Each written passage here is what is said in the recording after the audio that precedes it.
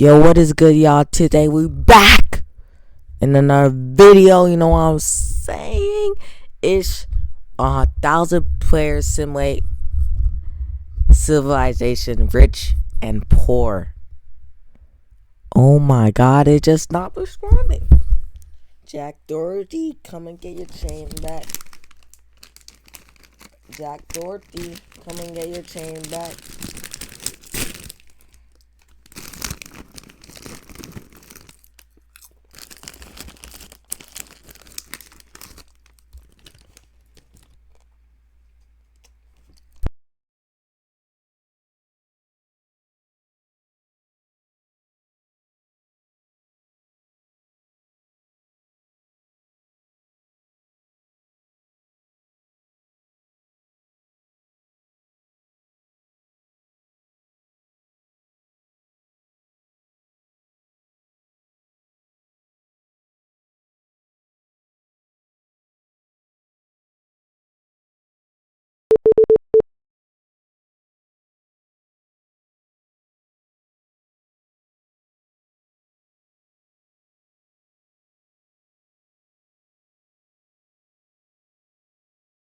OBS, you good, mud?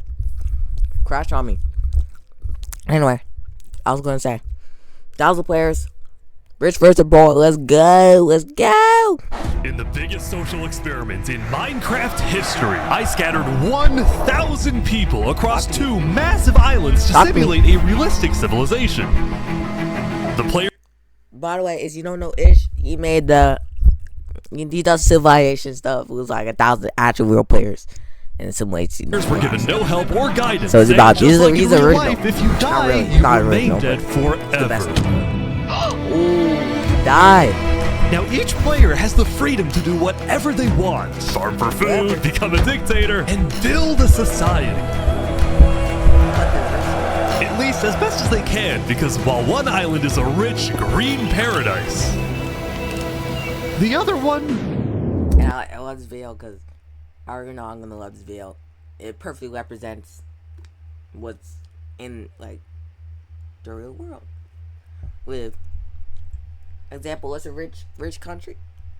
US. It's a poor country.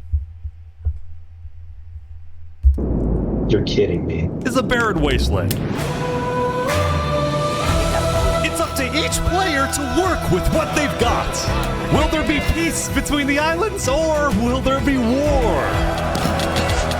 What ended up happening is the single most amazing story arc I've ever seen. All I will say is pick a nation to root for and enjoy the video. I present to you the rich and poor 1,000 player civilization experiment. Don't forget, if you want to participate in these videos, join my Discord server, and of course, subscribe to my channel. Alright, we got 1,000. Good luck, everyone.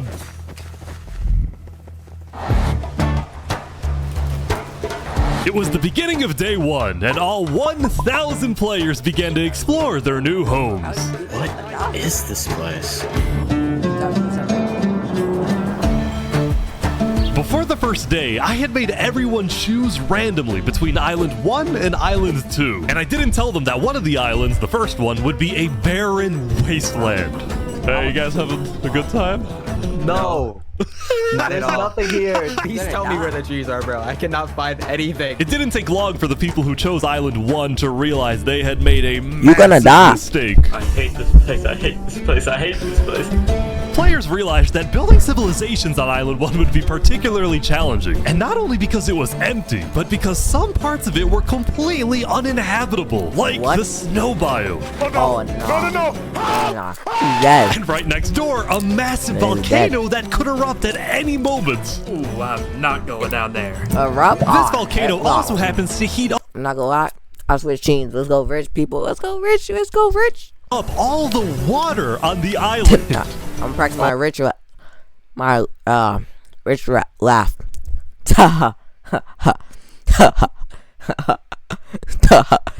Okay. This killed a lot of people. Billionaire laugh. Oh Oh my god. Now, to begin building civilizations, the players needed to find a tree. Please tell me where the trees are, bro. Wood is an essential material, and without it, you really can't do anything.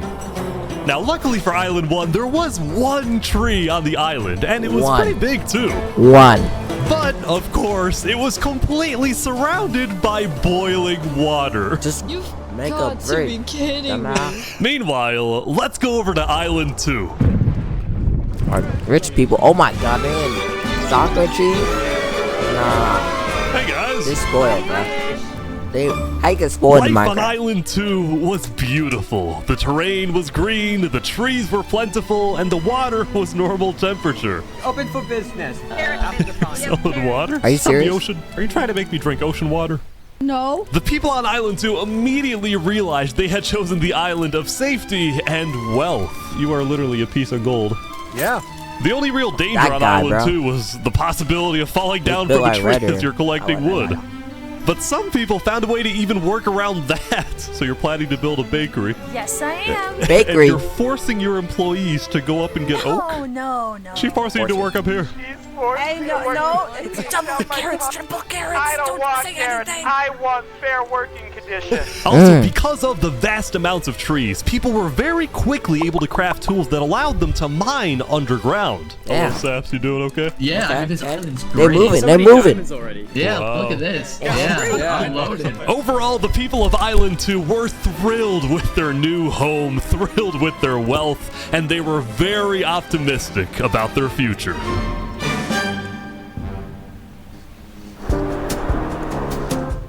By the end of the first day, players on Island 1 had finally reached the big tree.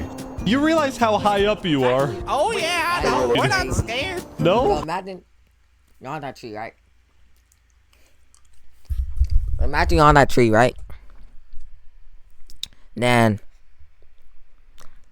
you building, get some more wood. A little kid. Stop this. Stop that. The hell out of you. You fall to your death. How pissed would you be on chat? How pissed would you be? No pain, no gain. Island 1 was still pretty far from having fully fledged civilizations, but there were communities starting to form. For example, this player named Remy the Rats made a small restaurant to feed those who were... Is this New York? I'm Remy the Rat. I'm Remy the Rat. Get some good sandwiches here. That does not sound I'm Remy the Rat. Get some good sandwiches here. starving. Remy the Rat, what are you serving them here? It's very popular. See what it Bread, sounds like. And you get what the frick? Why? Filled so much water. Wait, is this a bread line? Oh no! I also got word that there was a small group of people who had chosen to settle in a weird location. People at the volcano. What type of people would choose to live on a volcano?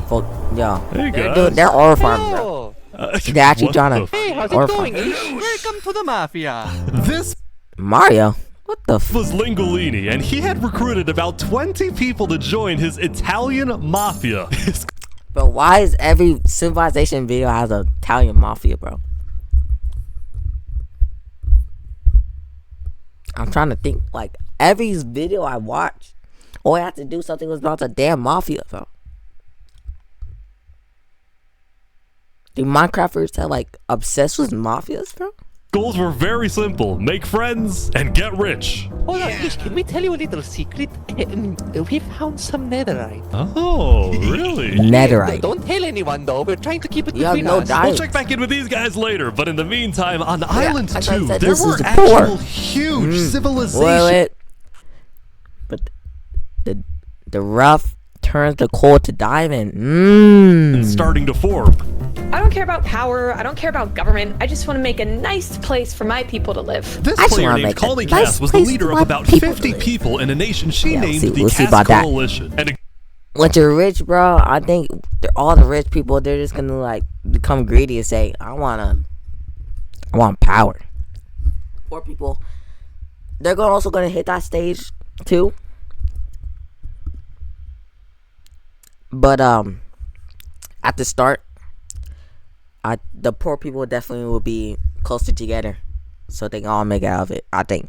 coalition it was of very different types of people, including pirates, bankers, Canadian cartels, bakery owners, and their employees. Want fair working conditions.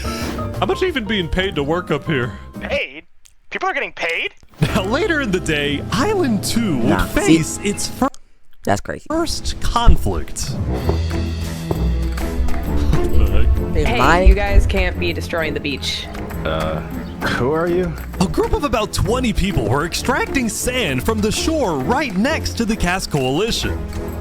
Oh. Cass was obviously not happy about this, but these people didn't care because they were from a much Bro, imagine you're not supposed to be here. So I'm getting sand. The hell? You're not supposed to be here. I'm killing you. Then what? I'll probably have better get. You're not supposed to be. Sorry, you're not supposed to be here. We just jumping you. Gain all your items. It's not your dad.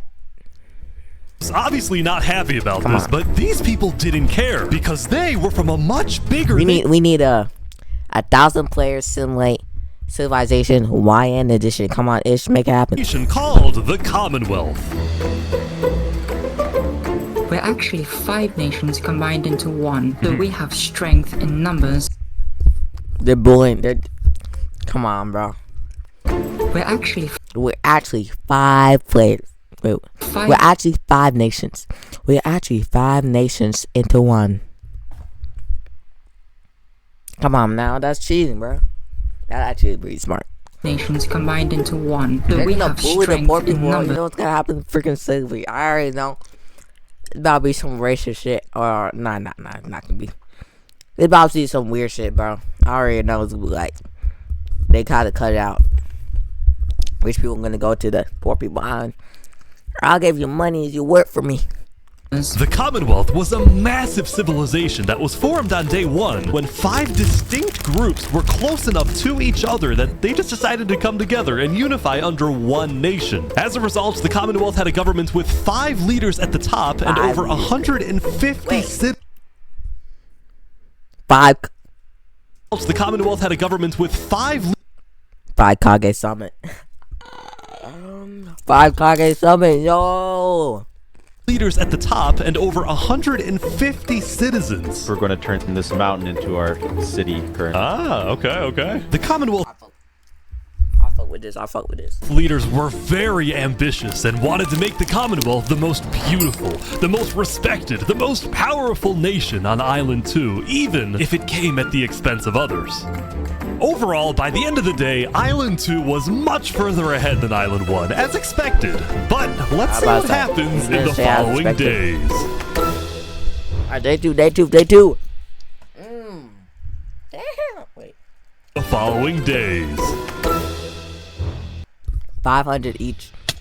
Only 4 died.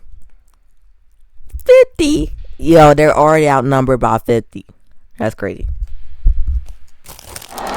As players logged back in the next day, nobody was expecting that the beginning of day 2 would end up having one of the most consequential moments of the entire event. Talk to me. Revy the Rats was running his restaurants when he received a visit from a player named Spoon. Does anyone... Knight, I need food, I'm dying. Yo, Spoon. Yeah. I do have food. You're private, but I need food. Oh, God, I'm too kind. I care about everyone else before myself. It's such a problem. Now this player, Spoon, was a rising Then stop that, bro. Come on now. leader on Island 1. He was known for always giving away his own food. But some people just trying to use you to gain wealth and knowledge and not knowledge, wealth and popularity. Turn on your day ones. Oh, I'm rich now. I'm the leader. All right, we're telling this to dictator. started to suspect that Spoon's supposed generosity was merely a method to gain popularity, to further his political ambitions. Talk to me, Ish. Talk to That me. is until Kill that guy.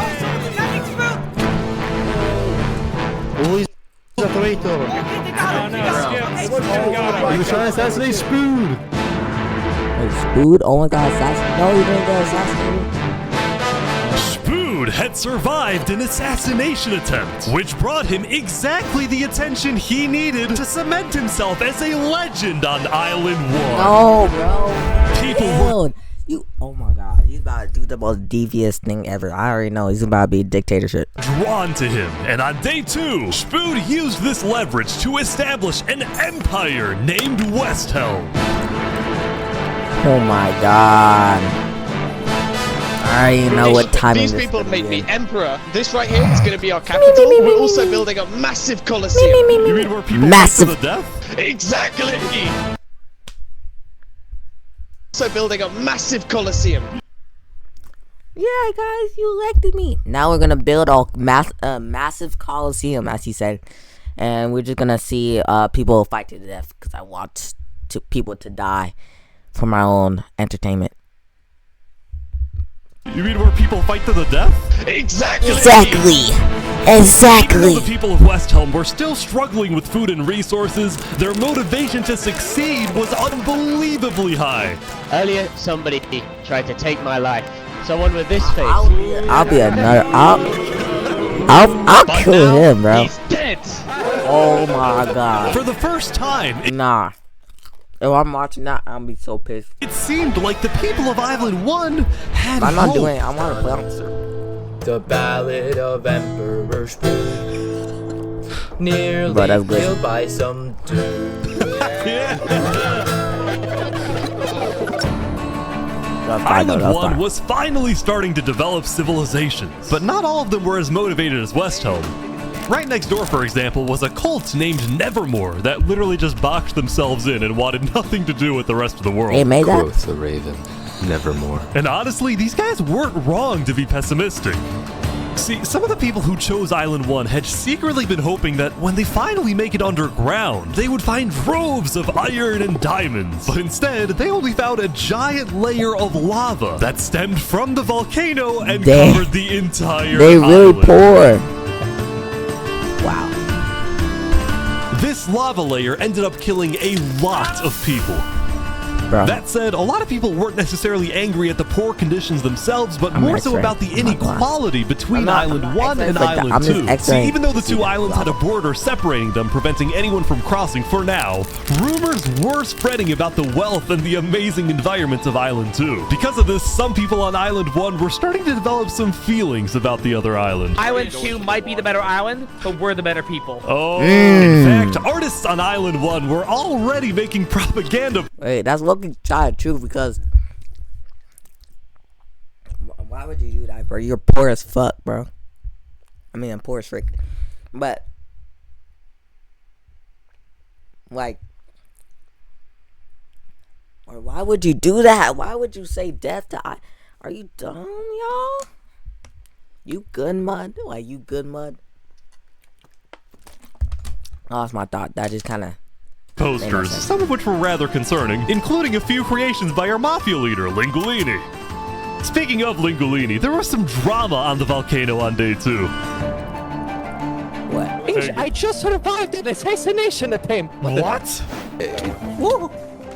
Mamma mia, help me! I'm getting chased! Mamma Lego mia. likes just attacked me out of nowhere and I had to run down the mountain. It was becoming a pretty common occurrence on Island 1 for people to try to rob or murder as a means to get food or resources. But Lingolini was not going to let that slide. Well, what are you gonna do about that then? I put the hit out on him. Ooh. Everybody in the mafia knows that Lego likes is an enemy of the mafia.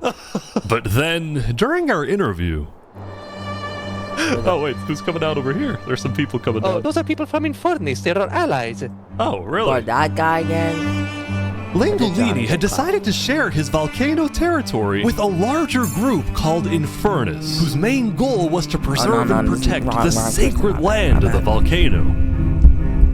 I spoke with the leader, a player named Seneca, who described herself as the Queen of Infernace. We are a nation of the flame. We have to treat the volcano with the respect it deserves, and we hope we can work with Lingolini to do just Lingolini. that. Seneca and Lingolini agreed to protect each other in case of an invasion, and use the volcano's height and flowing lava to their advantage. If anybody tries to attack us, we'll kick them out like a Koopa shell.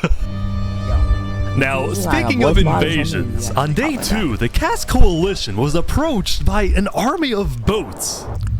Good, bro. I had the Cass Coalition. Guys, I think we're under attack. Oh my god.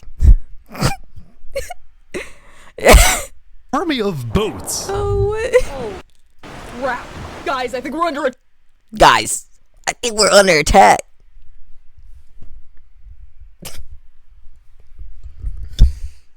Attack. It looked like for some reason the Bro, Commonwealth was Cass coming to Coalition's attack. so soft, bro. No, we can't fight this. We gotta run. Get everyone out. Get everyone out.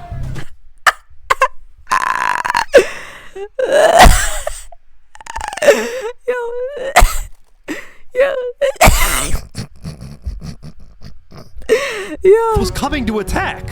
No, we can't fight this. We gotta run. Get everyone out. Get everyone out. Just run. Yo, they're so soft. But after a few moments of panic, it turned out to be just a group of immigrants who had gotten lost. We are not here to invade, I swear. They got scared of immigrants, bro. Yo, they got scared of immigrants. Whoa. Come on. We promise. Why are y'all here? It's you mother. But I didn't do anything. I just followed You them. brought them all. You didn't do anything. No, Okay. The leader of the migrants, a player named 3 Below Zero, profusely apologized for the scare, and then the migrants took off. What's going on, Cass? I know they didn't mean to do that. I'm telling my people not to worry. Glad to hear. Bro, she's so... Now on day 2, players... No hate, but the Cass Coalition is dead ass funny. Because they're so soft, bro. It's mine like a... suburbs, bro. Hey. But not when that... Imagine it's just a soft country like France or something. Had finally They realized instantly want to make peace, bro. Island 2 was not technically an island at all, but an archipelago or chain of islands. The northern island was an optimal place to settle with open fields, trees, and wildlife. So naturally it had the biggest civilizations, including the Commonwealth, the Cass Coalition, and a huge kingdom named Tricolor ruled by a monarch named Jofiel. The red stands... Monarch. Yeah, I say much. You know what's going to happen. For the underground, the green for plains, and the blue for the coast. The center island, meanwhile, had... He kind of hit that, though. The Red for the underground, green for the plains, and blue for the coast. Ooh, he kind of hit that, though. Kingdom named Tricolor ruled by a monarch named Jofiel. The red stands for the underground, the green for plains, and the blue for the coast. Yeah, that's hard. Center Island, meanwhile, had pink cherry blossom trees and was the home of a small nation called Barbie Land. What is this? Life in plastic? Oh, God. It's fantastic. Okay. And lastly... Life in plastic is fantastic. Wait, that's kind of hard. Life in plastic is fantastic. It's kind of hard. I'm just kind of saying that. Life in plastic is fantastic, man. The southern island was big, but also extremely dense, flooded Why with my door jungles open? and swamps. As This whole time, oh shoot. a result, nobody really wanted to stay there. Although I did find one person. Saps, what is this? Can't you tell? This is my vacation home. How's this a vacation home? I don't see any lawn chairs or furniture. There's no roof. Hold your horses there, cowboy. It's not done yet. Saps was one of the few players who chose not to join any civilizations because he didn't want to get dragged into politics and drama. Still, he made lots of friends across Island 2. He didn't find one person. Saps, what is this? Can't you tell? Bro made that one Pokemon's place. One Pokemon place. How's this a we fought Arceus in Pocket Dialogue. vacation home? I don't see any lawn chairs or furniture. There's no roof. Hold your horses there, cowboy. It's not done yet. Saps was one of the few players who chose not to join any civilizations because he didn't want to get dragged into politics and drama. Still, he made lots of friends across Island 2, his best friend Flux actually being the second in command of the migrant group. Speaking of, 3 Below Zero and the migrants had finally reached their destination all the way up north. Now, other than accidentally invading the Cass Coalition, these guys seemed pretty insignificant. The Cass Coalition is so Little did people know, this new civilization was about to change the entire world. Ooh. Are gonna become we are blessed to live where we live, and we intend to use it for good. We are enlightened. We are the light. Alright, bro. We are Luminara. That's kind of hard.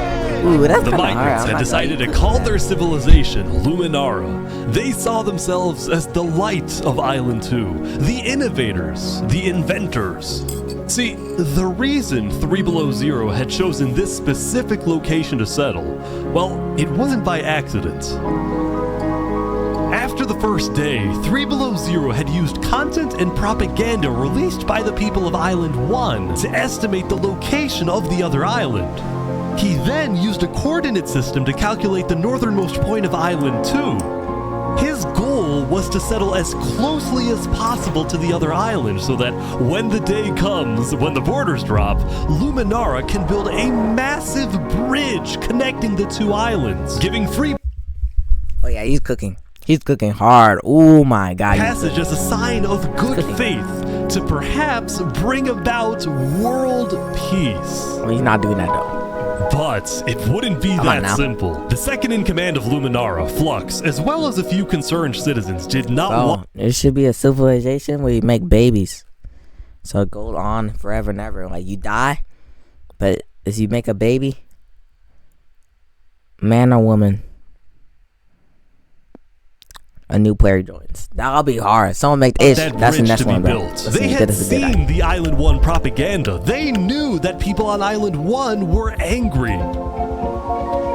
Their fear was that Island 1 would just use that bridge as an opportunity to invade Luminara and perhaps invade the rest of Island 2, leading to a world war. That bridge is a bad idea. Moving up north was a bad idea. Island 1 is going to invade us. And Luminara is going to be there first. They don't got anything. How are you gonna evade? How are they gonna evade? They don't got anything. They got Netherite. They got diamonds. I respect our leader's goal, but he's dead wrong. We shouldn't be trying to befriend our enemies. The way you're beefing with poor people. Just let that sink in, bro. You're beefing with poor people. They can't do anything to you. You're rich. You're rich. The way we're going to achieve world peace is by uniting Island 2 against Island 1. Bro, they're dumb as fuck, bro. They're dog. They're poor. They're gonna hit you with a stone axe, and you get your fire aspect too, sharpness 5, and one tap them. What if 3 Below Zero says no? What if they finish the bridge? Well, then at least they'll know I tried to warn them when Island 1 comes and kills us all. They're acting like Island 1 is a whole island full of Madaras, bro.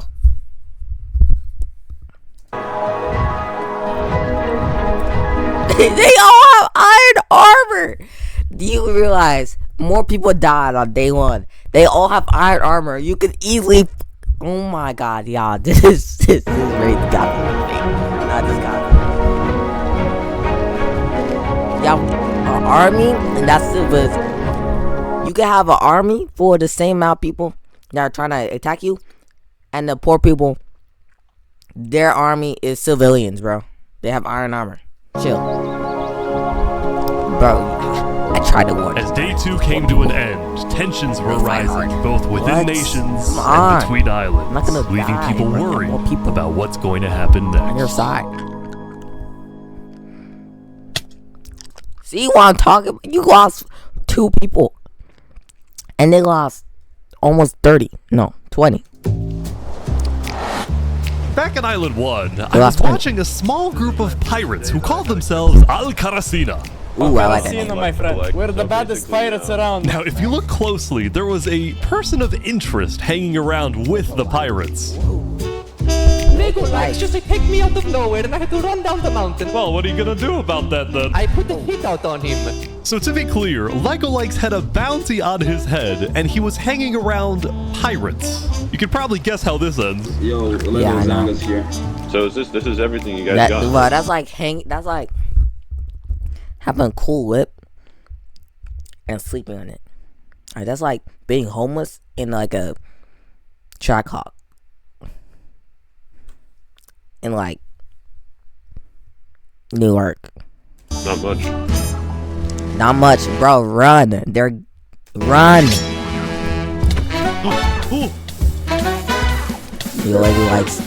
Legolas has the survival skills of a. Oh my gosh. But oh yeah, I forgot. He has a. Okay, I would just run. Hey, what you doing here? Nah, I'm running. The Alcaracina pirates had killed What you doing here? I'm gone. Nope, I'm disconnecting. Legolas, What but you doing there? there was a small problem. Did you hear about the news? Yeah, I saw it, but we don't know who claimed the bounty. It didn't say it in the chat. Because Legolas had technically died to boiling water instead of a player, Lingolini didn't know who actually killed him. But fortunately for the pirates, when a player dies, the dead player drops their own head, which the pirates believed would be the proof they needed to collect their bounty later today. So you're expecting a payment later? Yes. All right. Well, I'll go. Mashallah. By day 3, players had basically mapped out all of Island 1 and were finally starting to adapt to the environment. Day 1 was horrific. We literally had bread lines. Day 2, we're building a coliseum, a citadel. I am literally immortal. Why does it sound like fucking Adolf Hitler, bro? I literally I can't do it. I can't. I am literally immortal. Kill that guy, bro. He's bro. He's building a coliseum in a. Bro, this guy is evil. Get rid of him. Hopefully that isn't foreshadowing. Emperor's Food was still the most powerful man on Island 1, and on day 3, he was invited to a big international meeting hosted by a charity group called the Blue Cross. We invited you here mainly to discuss plans in case the volcano erupts. What are your individual plans? A large bunker underground. Just not using flammable materials. We don't have any real plan, you know. What? Wait, what is this guy gonna say? A large bunker underground. Just not using flammable materials. We don't have any real plan, you know. What? You don't have plans? If that volcano erupts, you deserve to die. If that volcano erupts, you deserve to die. I'm not saving you. You have no. He does have no plans, but wait, he kind of cut him off because he could say we have no plans. But I'm been thinking. We could you should have just said yeah, that's what yeah, I was doing what Seneca said. Something. Emperor's Food had come in with good intentions, but it was there that he learned that he hates meetings. I'm gonna go there.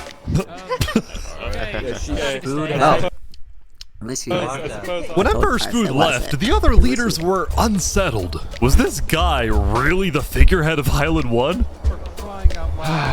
Okay, we need a better representative. Then, basically right on cue. Elysium diplomats follow me. Bodyguards. Sorry guys, sorry, I'm late. This is Benji, and he's the leader of Island 1's second biggest civilization, called Elysium. See, on day 2, Benji had discovered that toward the outer edges of the island, away from the volcano, the water isn't boiling hot anymore. So he founded Elysium, which literally translates to a place of ideal happiness. And he made the nation to give peace-loving people a chance to relax and get away from all the troubles of Island 1. Cross my name off the list. This is without rhyme or reason. Look at these Elysium guys swimming in the water. We were hoping that Lord Ish could summon a single mushroom cow. Alright, if anyone drops a pufferfish in the next 60 seconds, I'll do it. What do I have to do? What do I have to do? We need the pufferfish. Quick. There it is. Alright.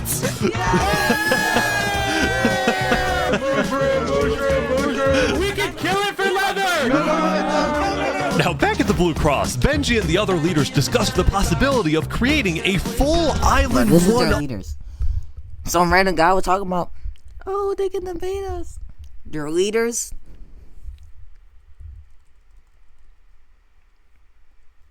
Blue Cross, Benji and the other leaders are wearing iron armor. What are you talking about, gang? Discussed the possibility of creating a full Island 1 alliance. All the leaders at the meeting, including Westhelm's representatives, believed that given the harsh conditions of Island 1, an island-wide alliance could be a game changer. But first, before we make this official, we have to convince everyone else to join. See, there were a few civilizations not present at the meeting, and to complete the full Island 1 alliance, the Blue Cross would have to go out and get them all on board. First was the Al-Karasina pirates, who coincidentally happened to pass by the meeting as it was happening. Hey, guys. Hello. They were on their way to collect their bounty from the second nation not yet in the alliance, the Linguini Mafia. Oh, yes, they're waiting. Hello, I'm looking for Mario. Hello, it's me. Ooh, mamma mia! It looks like a small brain. It sure looks like a Lego lights. Meanwhile, the Nevermore cults would probably be a little bit more difficult to convince, but the Blue Cross said they'd try anyway. Yeah, we're gonna join. Now, as for the fourth and final nation, well, it was a bit of a mysterious group. Their civilization was down south, and they were very isolated and secretive. They were also rumored to have an extremely strict government, but also a large amount of very skilled fighters. Oh, hell no. As a result, people were kind of scared to approach them, but they knew they had to eventually to complete the Blue Cross Alliance. They knew that if this alliance works out, it wouldn't matter that they all lived on the poor island. All of a sudden, out of nowhere, the most powerful force in the world would become Island 1. No, with it, bro. They got iron armor. At first, I don't see no one with diamond. I see a whole bunch of naked people. To lose, but now they were on the verge of turning their lives around completely.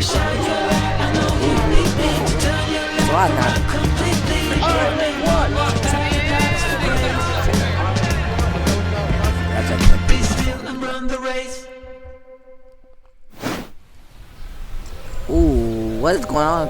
Oh, is that Sasuke?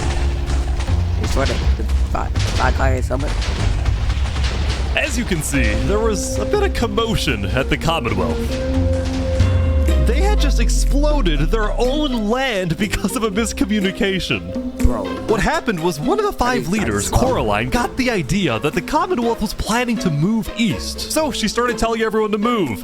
Thus, believing that they wouldn't need their old land anymore, one of the citizens just decided to blow it up. I thought we were moving. What? We're not moving. I'm surrounded by idiots. Overall, the Commonwealth was having trouble getting anything done because the 5 leaders were constantly fighting over power. No way. See, there were 5 leaders, each with 1 vote. But because they were originally 5 separate nations, each with a differing amount of citizens, should the smallest faction's vote have the same weight as the biggest faction's vote? It is ridiculous that Armin's vote is worth the same as mine. I mean, I need about 50 people, and he is guessing 5. Should be the same. Because of all the fighting and disarray, Commonwealth citizens started moving to other nations like the Caste Coalition. Wait, so the Caste Coalition, the Caste Coalition, there were a whole bunch of thugs in the Caste Coalition now. Letting people do whatever they want was making her very popular with her people. Whoever you want. I've been with Cass since pretty much the beginning, and she's established a democracy, a true one. Really focused on like letting everybody do their thing. But at the same time, the lack of any regulations had some unintended consequences, like players making strange and ugly buildings. So to solve this, Cass hired a building inspector. I have placed a lot of foundation for a glorious city, basically made out of stone. That way no one can burn us down. However, the building inspector did get a little power hungry. What's going on here? He said he's gonna demolish my house because it's not up to building code. Because it's not up to code. So then, citizens took matters into their own hands. Yeah, that guy sounds like a fucking dumbass, bro. I hate that guy. Oh my god, thank God. Yes. Anyway, on day 3, the biggest nations on Island 2 were you have 24 hours. The Caste Coalition, and Tricolor. Tricolor was a medieval civilization separated into 3 regions, one of them being an underground city. Oh my gosh. This is big. Yeah. People didn't really know that much about Jofiel and Tricolor because they tended to be more private. Jofiel was more interested in building up Tricolor rather than doing outside diplomacy. But people would still come to Jofiel with all the political news of Island 2. I am so tired of the politics already. Yeah. I've got some news. People are concerned with Aperion trying to colonize them. Oh my god. Yo, what? Now, this particular rumor about a group named Aperion colonizing people happened to be false. Aperion was just a small town led by a player named Alkaline, and it was actually the only nation other than Luminara that directly bordered the ocean next to Island 1. That said, the rumor that Island 1 was uniting was true, which got some people worried, especially the two border states. So Jofiel invited over all the major leaders and diplomats of Island 2 for an emergency meeting. The only leader who declined was 3 Below Zero because he was busy building the Luminara bridge. So he sent in his place his second in command, Flux. Flux, what's your plan here? I don't care what 3 Below Zero says, we need to make sure everyone unites against Island 1. Good luck, sir. And because this meeting was the most important event yet on Island 2, Jofiel invited a neutral mediator, someone who could lead the meeting in a fair manner and wasn't a part of any nation. Saps, where are you going? Apparently they're making me lead the meeting with all the Island 2 leaders. You sound very excited about it. Oh no, I'm not excited. I'm terrified. I'm accidentally gonna cause a war. Try to join these. I'll be like the NPC, I'm not gonna lie. I'm not trying to help. I'll be way too die. Well, we at the great and mighty Commonwealth are looking forward to a productive conversation. Thanks, it's great. So, as the president of Aperion, I'm actually really worried about our town, which is why I'm proposing we all join a defense pact. If one of us gets attacked, all of us are under attack. Here, here. I can agree. What? What if it's like a mistake? That's good. That's a good start. Actually, that's actually pretty good. If Island 1 attacks, say, Luminara, well, by the time you can even arrive to defend us, everyone at Luminara will already be dead. Which is why I think we need to focus our efforts on preventing an attack in the first place. An attack is inevitable. I'm just saying. Hold on, Flux. Let Jovial finish. I'm just saying. Island 1 is starving. They're not going to attack us. They have That's what I'm bigger problems. And imagine for a second how quickly we could change their hearts and minds if, instead of treating them as an enemy, we send them aid. Thank you. I think Joe feels I want to be a right. dictator and be rude. We do the defense pact, but we also send aid to Island 1. Basically, we're ready for an attack, but we try our best to prevent it. I'm on board with that. I can agree to that. The Commonwealth agrees. Guys, no, this is ridiculous. Shut up. Island 1 is literally making propaganda saying death to Island 2. They're jealous that we live in a paradise, and they're going to invade us no matter what. Their paradise, and you want to send aid to them? Guess what? They're going to take whatever you send them. Food, armor, weapons, and they're going to use all of that against us. Not they're dumb. Have a point. Hold on. Island 1 isn't evil. They're not savages. They just need help. You cannot be this naive. Look, there's a guy under the table. There's a guy under the table. Everyone is super on edge. They're worried about traps. Guys, Island 1 is united. They have hundreds of people all aligned in the same goal. To kill us and take our resources. Have that goal, if they decide to attack any single one of our nations, it'll be easy. All they'll need to do is walk ahead. Which is why we need to either merge all of our nations right now, they have less or players. choose a spot and combine into one civilization. Either that, or we attack Island 1 first. Whoa, are you crazy? Watch, this is ridiculous. What's crazy, Jovial, is you leading all of us to our death. Oh my god. What? Absolutely. Yo, this guy's stupid, If we bro. don't do this, it's the end of Island 2. Flux, We can't do that. That's crazy. You're dumb. What is happening? Alright, everyone. We can't fight. Let's just vote. All in favor of Flux's plan to treat Island 1 as an enemy, say aye. Aye. Yeah, you dumb as hell, bro. All in favor of sending aid to Island 1. And now, if it actually Flux is right,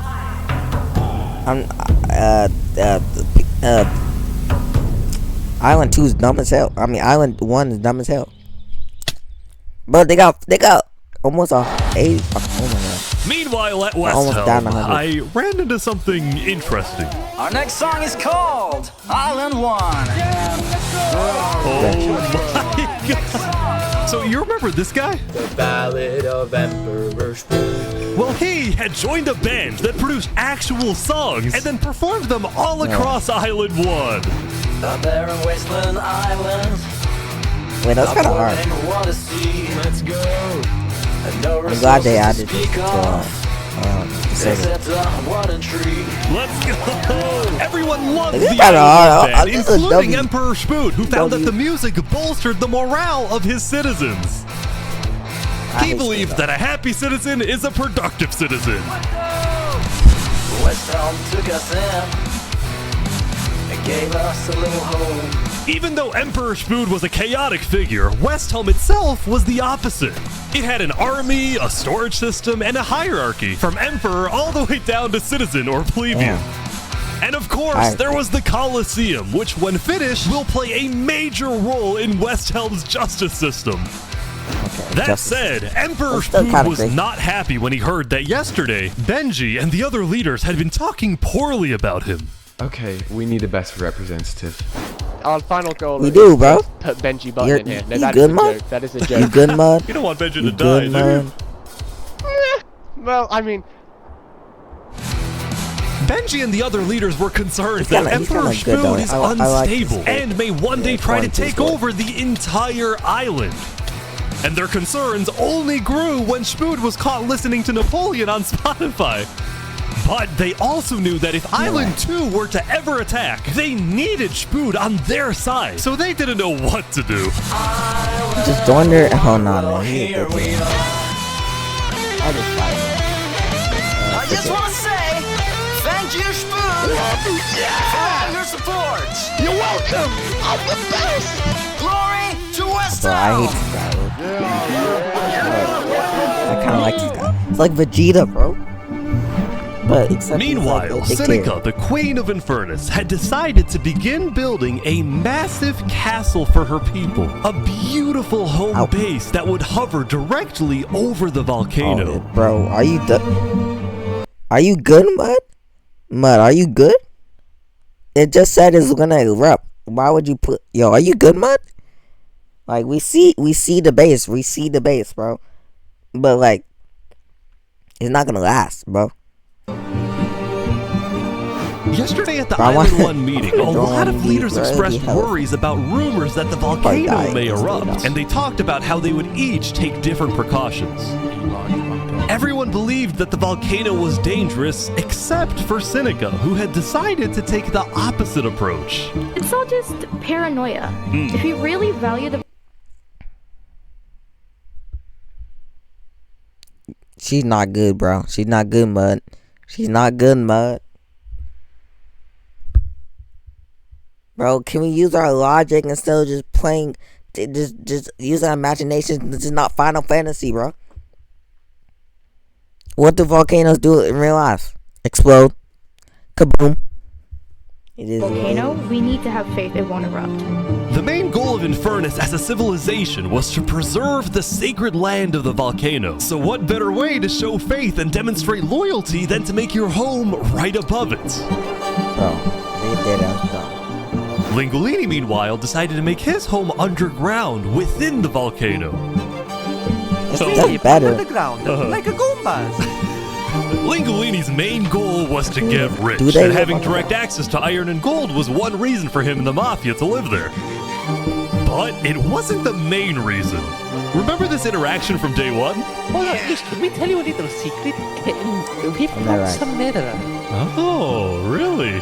Scattered throughout the volcano were pieces of netherite, the rarest and most powerful mineral in If you all get of diamond, Minecraft. buddy. Not even Island 2 had netherite. It was the single secret advantage that Island 1 had.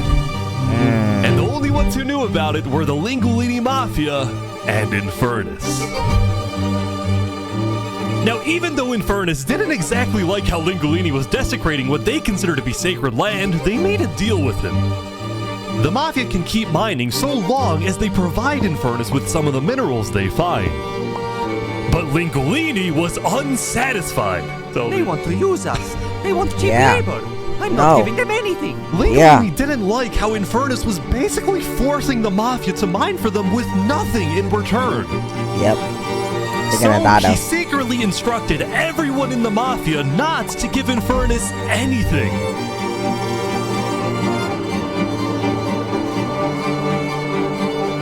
Lingolini's hope was that Infernace never asks for those minerals and forgets about the deal entirely. Otherwise, he would be in a lot of trouble. We need to go, despite this conflict, the rest of the Island 1 unification effort was going very well. Earlier today, Lingolini had decided to join the Blue Cross Alliance. Thank you all so much for having me. The Alcaracina pirates were also eager to join, and surprisingly, so was Nevermore. There was only one holdout.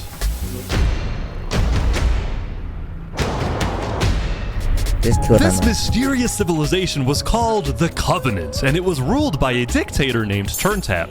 How are you elected exactly? By a vote of the people or the vote of yourself? Elected? What's that? Turntap wasn't sure about joining the Island 1 Alliance because the people of the Covenant were generally skeptical of outsiders. Come on, y'all. They only took pride in their own nation, especially in their army, which was composed of really good PvPers who weren't above using torture to get their way. Are they drowning this guy? He's gonna die. Now, I felt a little bad for this player, so I threatened the Covenants. Covenant uses water torture. I'm reporting this to Sidefall News. So I went to the local news reporter. Sidefall, I have a story for you. I just caught the Covenant waterboarding one of their own people. Oh. Well, I'm paid off by them, so I don't really care. What? Dude, it's free money. You know what?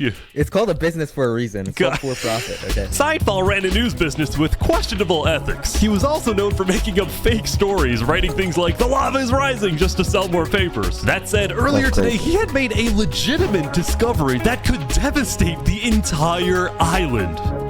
Island 1 had a lot of known dangers, from the lava layer to the boiling water to the powdered snow. But there was one last danger that nobody knew about until now. Tell me he doesn't despawn.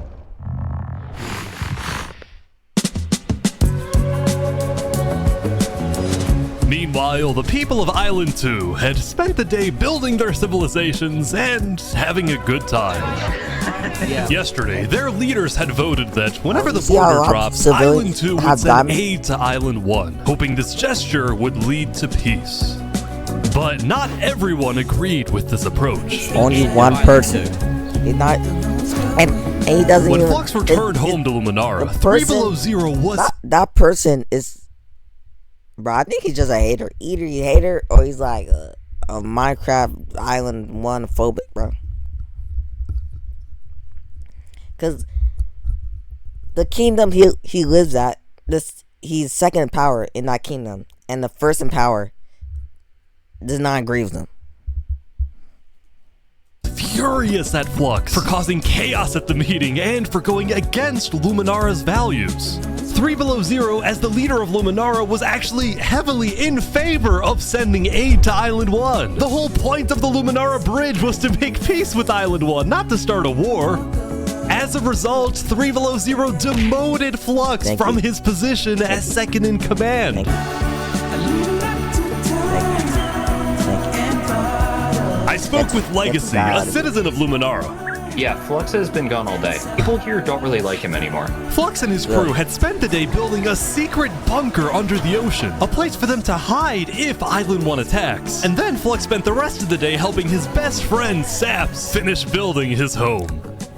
Despite all the chaos, Saps still reached out to me after I was demoted. Mr. Mediator, what a good friend. Flux over here can be a little unpredictable, but he's my friend, and I know he genuinely wants the best for us. Even though Flux was much more ambitious than Saps, these two had become very good friends. So many diamonds over here. Yeah, look at this. Yeah. Unloaded.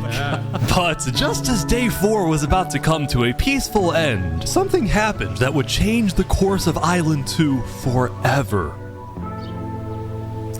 But the Commonwealth kind of fell off. Not gonna lie to you.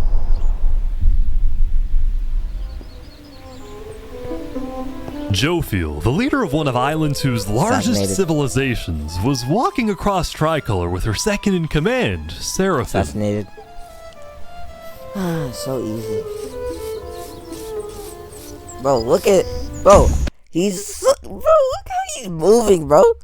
Do you ever... Like, I don't understand. These guys do not have survival skills properly. Like, what? I'll be watching his back. I'll be... He glanced at my shoes? No. Look.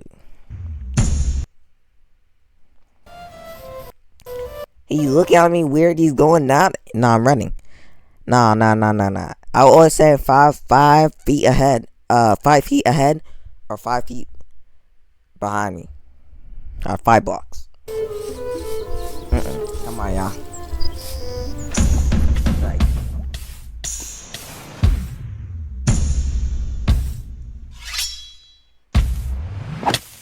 Seraphim!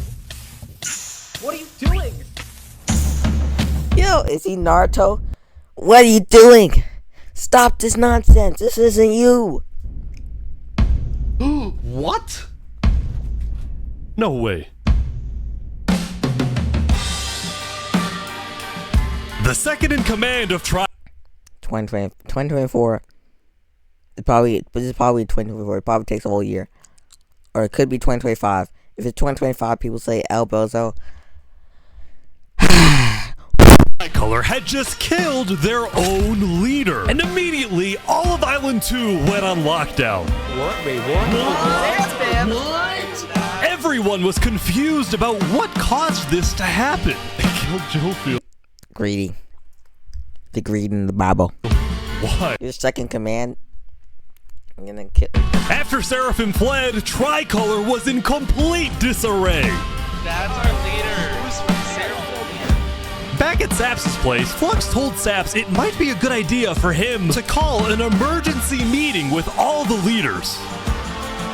So, for the sake of the island, Saps agreed to host a meeting tomorrow. But for now, he and many others headed to Tricolor to help them restore order. It's Philly in here, bro. It's Philly in here. It's Philadelphia. It's the purge. Oh, y'all safe, man.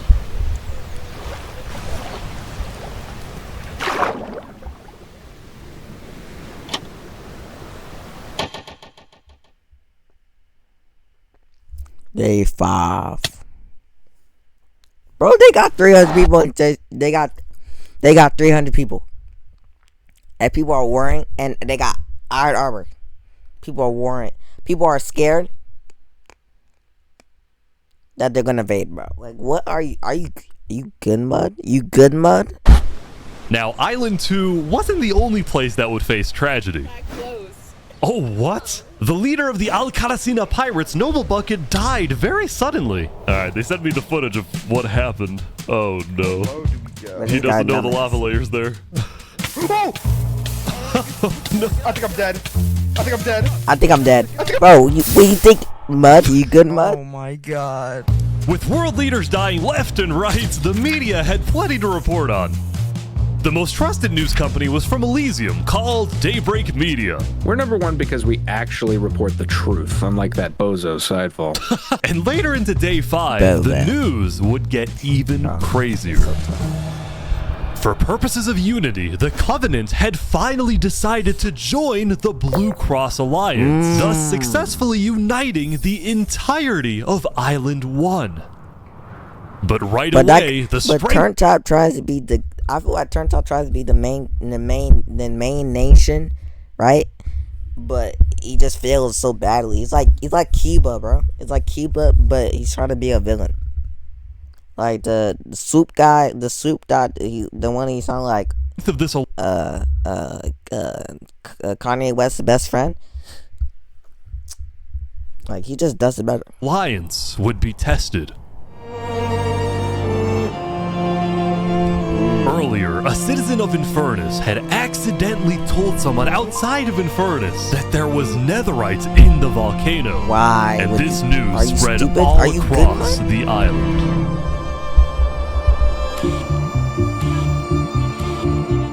This was a disaster for Infernace and the Lingualini Mafia, who had been trying to keep the existence of Netherites to themselves. They do have diamonds. Immediately after hearing about the Netherite, the Covenant sent a mining expedition into the volcano without telling Infernace. And lo and behold, they confirmed there was Netherite. Yeah.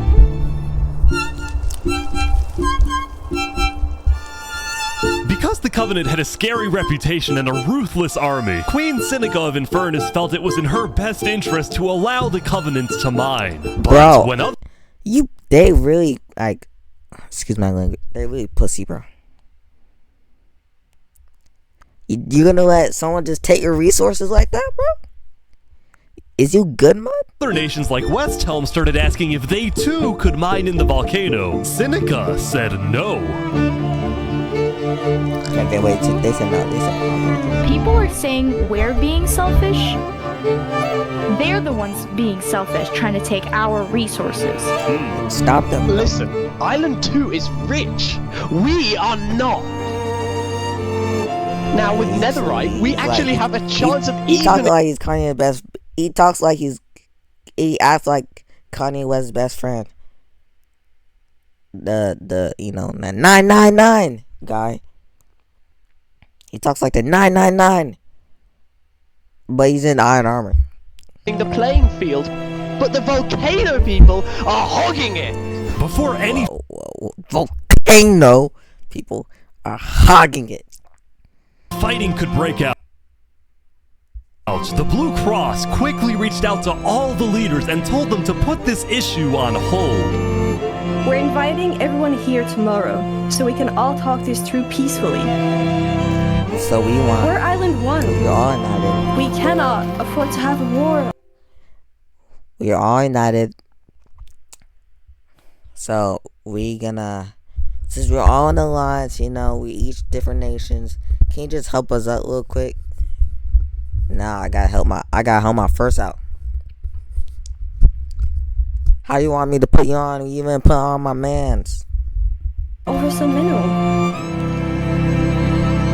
Okay, I'll stop. Meanwhile, Island 2 was still processing the death of Jofiel. Even though I was just a farmer, you still made me feel important. Saps would invite all the leaders for a meeting later so they could coordinate a hunt for Seraphim and discuss their plans for when the border inevitably drops. There's so many freaking nerds. Not nerds, and I love nerds. But there's so many freaking wannabe, like, just what main characters. He did that and just dipped. Like, why?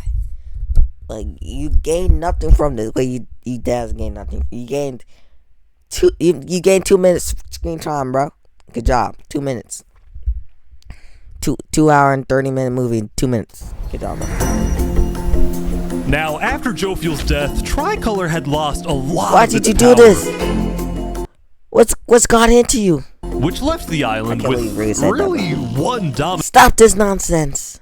nation, the Commonwealth.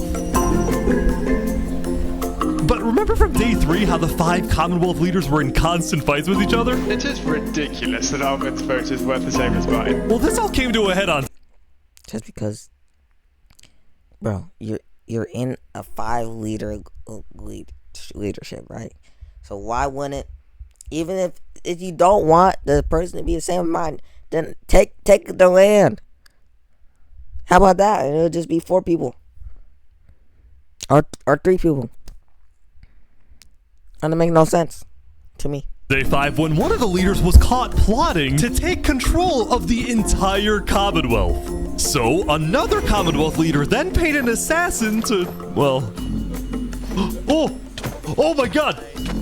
Good, bro. I hate that guy, bro. Wolfram's dead. What? We just witnessed murder! After this... Yo. Imagine you getting, like, New York.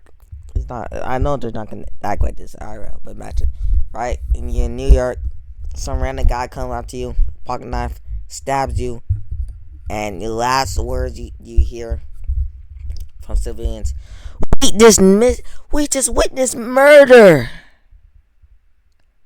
Yeah, bro, I'm dead. Bro, like, oh my God. People from the Commonwealth lost even more faith in their governments. But the Commonwealth This Commonwealth citizen went to They the Cass fell off so Coalition to bad. complain to Cass directly. I got information that there might be netherite on the other island. My leadership said, quote, netherite is useless. Netherite is, of course, not useless. I think that's a foolish statement. As the Commonwealth erupted, the Cass Coalition thrived. But they did have their own problems. This is literally the suburbs of the rich side. This is your employee. Yes, he is. That implies. Not even that. Like the poor side, it's just like USSR, except it's a dictatorship. I mean, USSR, except is capitalism even there? I think they're too poor for capitalism. Just poor people. It's just Eastern Europe. Poor people who want to build right where there's a giant. I don't understand that, bro. I'm sorry. I'd like getting paid. Is he not getting paid? Skip out on work. You hear this woman? Probably Earlier, What Daddy had ditched work to attend a party in Barbieland. So as punishment, his employers... Barbieland is actually Barbieland. Like nothing's going on. Barbieland is like Barbieland's Cupertino, bro. Forced him to risk his life and chop down one of the tallest trees in the Cass Coalition. He's asking for help. You have to yell louder. I can't hear you. You're so far up. You have to get closer to the ground. Oh! Bro, okay. Are these guys? What the? Nah. Now, they hold him, bro. Because of this recent tragedy, Cass decided to stay home from Saps' meeting. That What? said, every other major leader because you're basically slave. It's a slave. He is basically, he's not a child. It's a slave. Your slave died because you, bro. now on their way.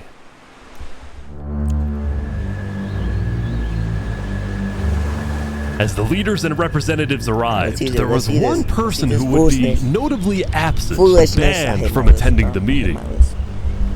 Before the meeting started, Flux called me to his underground bunker because he had something, quote, important to tell me. Flux, what are you gonna do? Well, first, let me just explain. Why is he talking like that, bro? I'm not allowed to attend. I'm sorry. This meeting because the leaders of this island.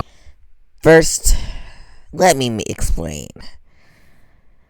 I can't enjoy this part. He's not even talking like that, but Are utterly incompetent. They can see that Island 1 is gearing up to invade us. And their response is, let's give Island 1 more gear. It's completely I think this guy is just Island 1 phobic. And it's going to result in all of our... You freaking one cyst. You freaking one cyst. He's one cyst, bro. People dying. He hates. So, you got a plan? I had a plan, but nobody listened. They all voted against it.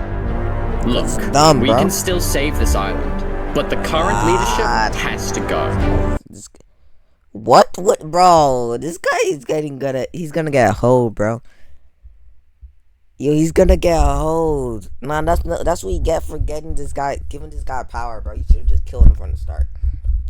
Like, why do we give this guy power? Because, like, why? You know what I'm saying?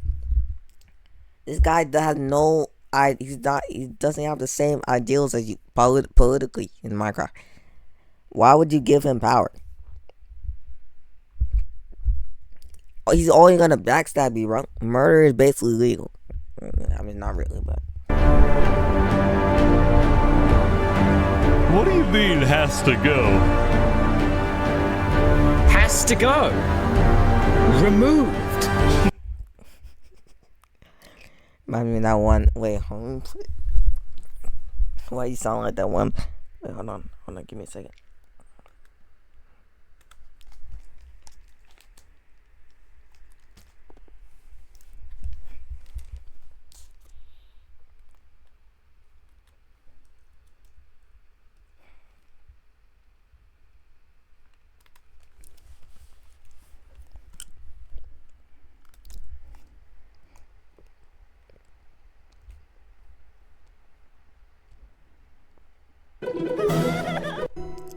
Previously on Villager News, it appears that we're being overrun by giant mobs. Sounds like the one's voice actor in What this is one. this? Why The is witch. the lake enchanted? I tripped, and the potion fell into the lake. I tripped, and the potion fell in the lake. And I'm. Has. Look, we can still. But. Nope. Island. What do you mean has to go? I tripped. I fell in the Has lake. to The go. potion fell in the lake. Removed.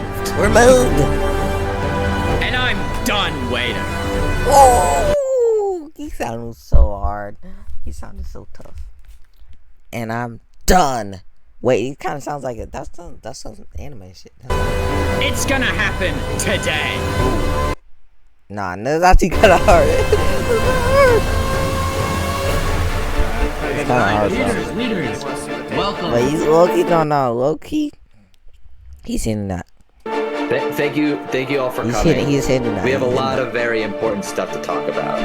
Well, your best friend. You bro. know, during the first meeting, there was one person there who actually understood what I was saying. Seraphim reached out to me, Bro. asked me if they could help in any way. I told Seraphim to kill Jofiel. What? And today, What? we will finish the job! Oh my god! That's kind of hard. That's kind of hard. Wait, that's kind of hard. But what are you gonna do against Wait, like so five? Seraphim gets there. What are you gonna do against 12 zombies? What actually happens next? Something I didn't want to do, but something that needs to be done. I'm going to save this island by any means necessary. Oh my god, he's cooking! Why is he fucking cooking?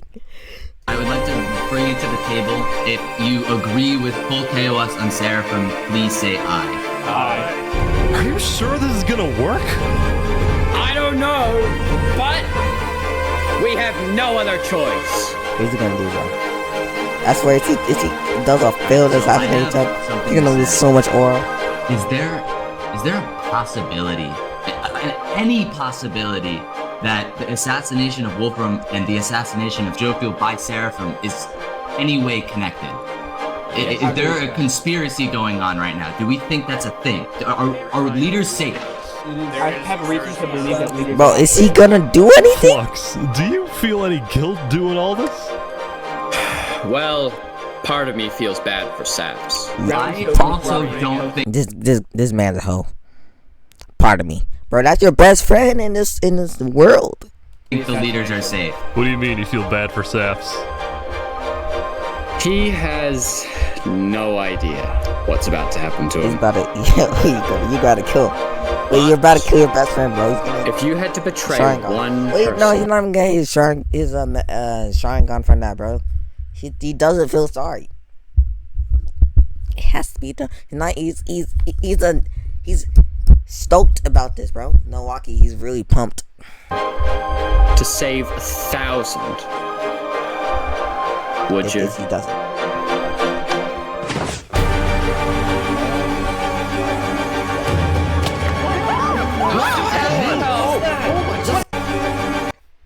Oh my god. That's the way. This is what you giving 5 cards on it. Nah, son.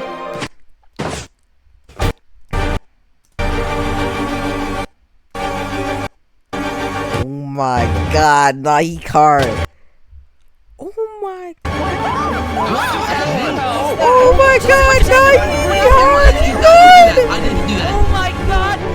Why is there a trap? Is this all a setup? Saps, where's Saps? Where did he go? Did Saps do this? Wait, Saps? You have to find him. Hunt him down! No! Oh no, he's gonna get. That's how you get your manga. He didn't want him to die. Now he's gonna get blamed for this, and you can't say you did it, or else. Oh, that's how you get your Sharingan. No, oh my god, if he died there, that'd be sad. No, you hold your best friend, bro. You should have killed him, bro. It would have been better. His reputation would have been better. I'm not gonna lie. Now you hold. Okay, less people died. On this side. This side.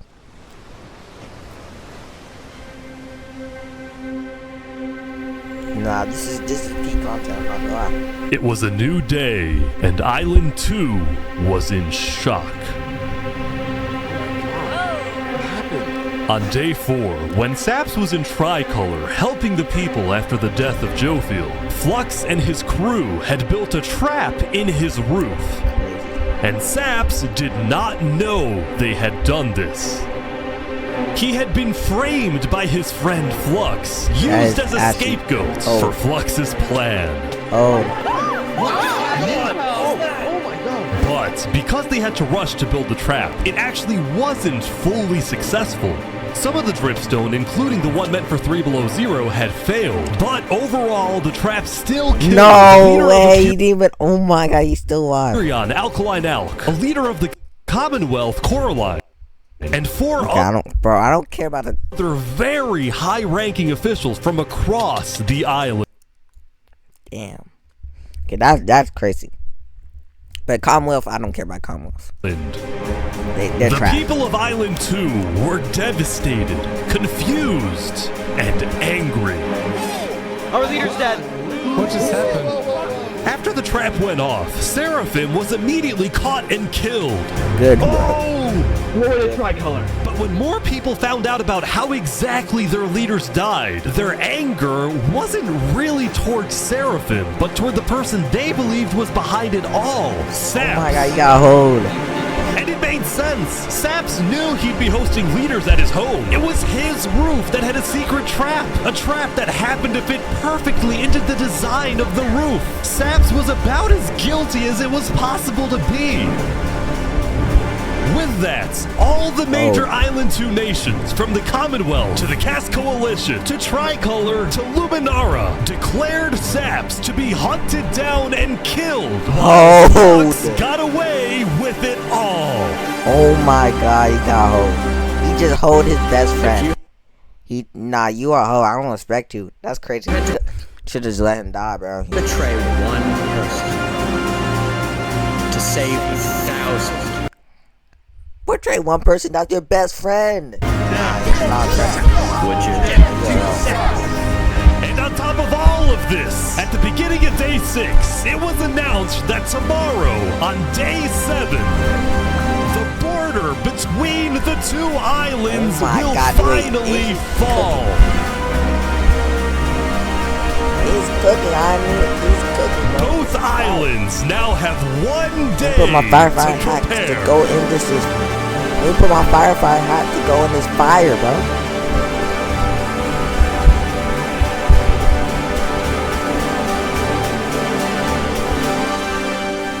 This is really good.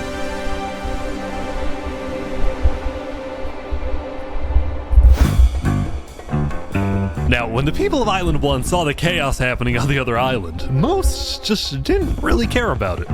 A lot of the hatred against Island 2 that was popular in the early days had faded away. That is, That's what I'm saying, bro. Like, this guy is so stupid. No, I hate how he got away with that. He's so dumb. except for this player named Oppenheimer, who was determined to take out Barbie Land because in 2023, the Barbie movie had outsold the Oppenheimer movie. I'm building a nuclear rocket that will make yesterday's chaos look like child's play. But when Oppenheimer tried testing his nuke, it went up, and up, and up, and was never seen again. Now, Day 6 did present some new challenges for some of the civilizations. For example, at Nevermore, what is this? What are you doing up here? I got voted out because they hate me. Oh! Come on! No, Josh! What about me? I can shoot.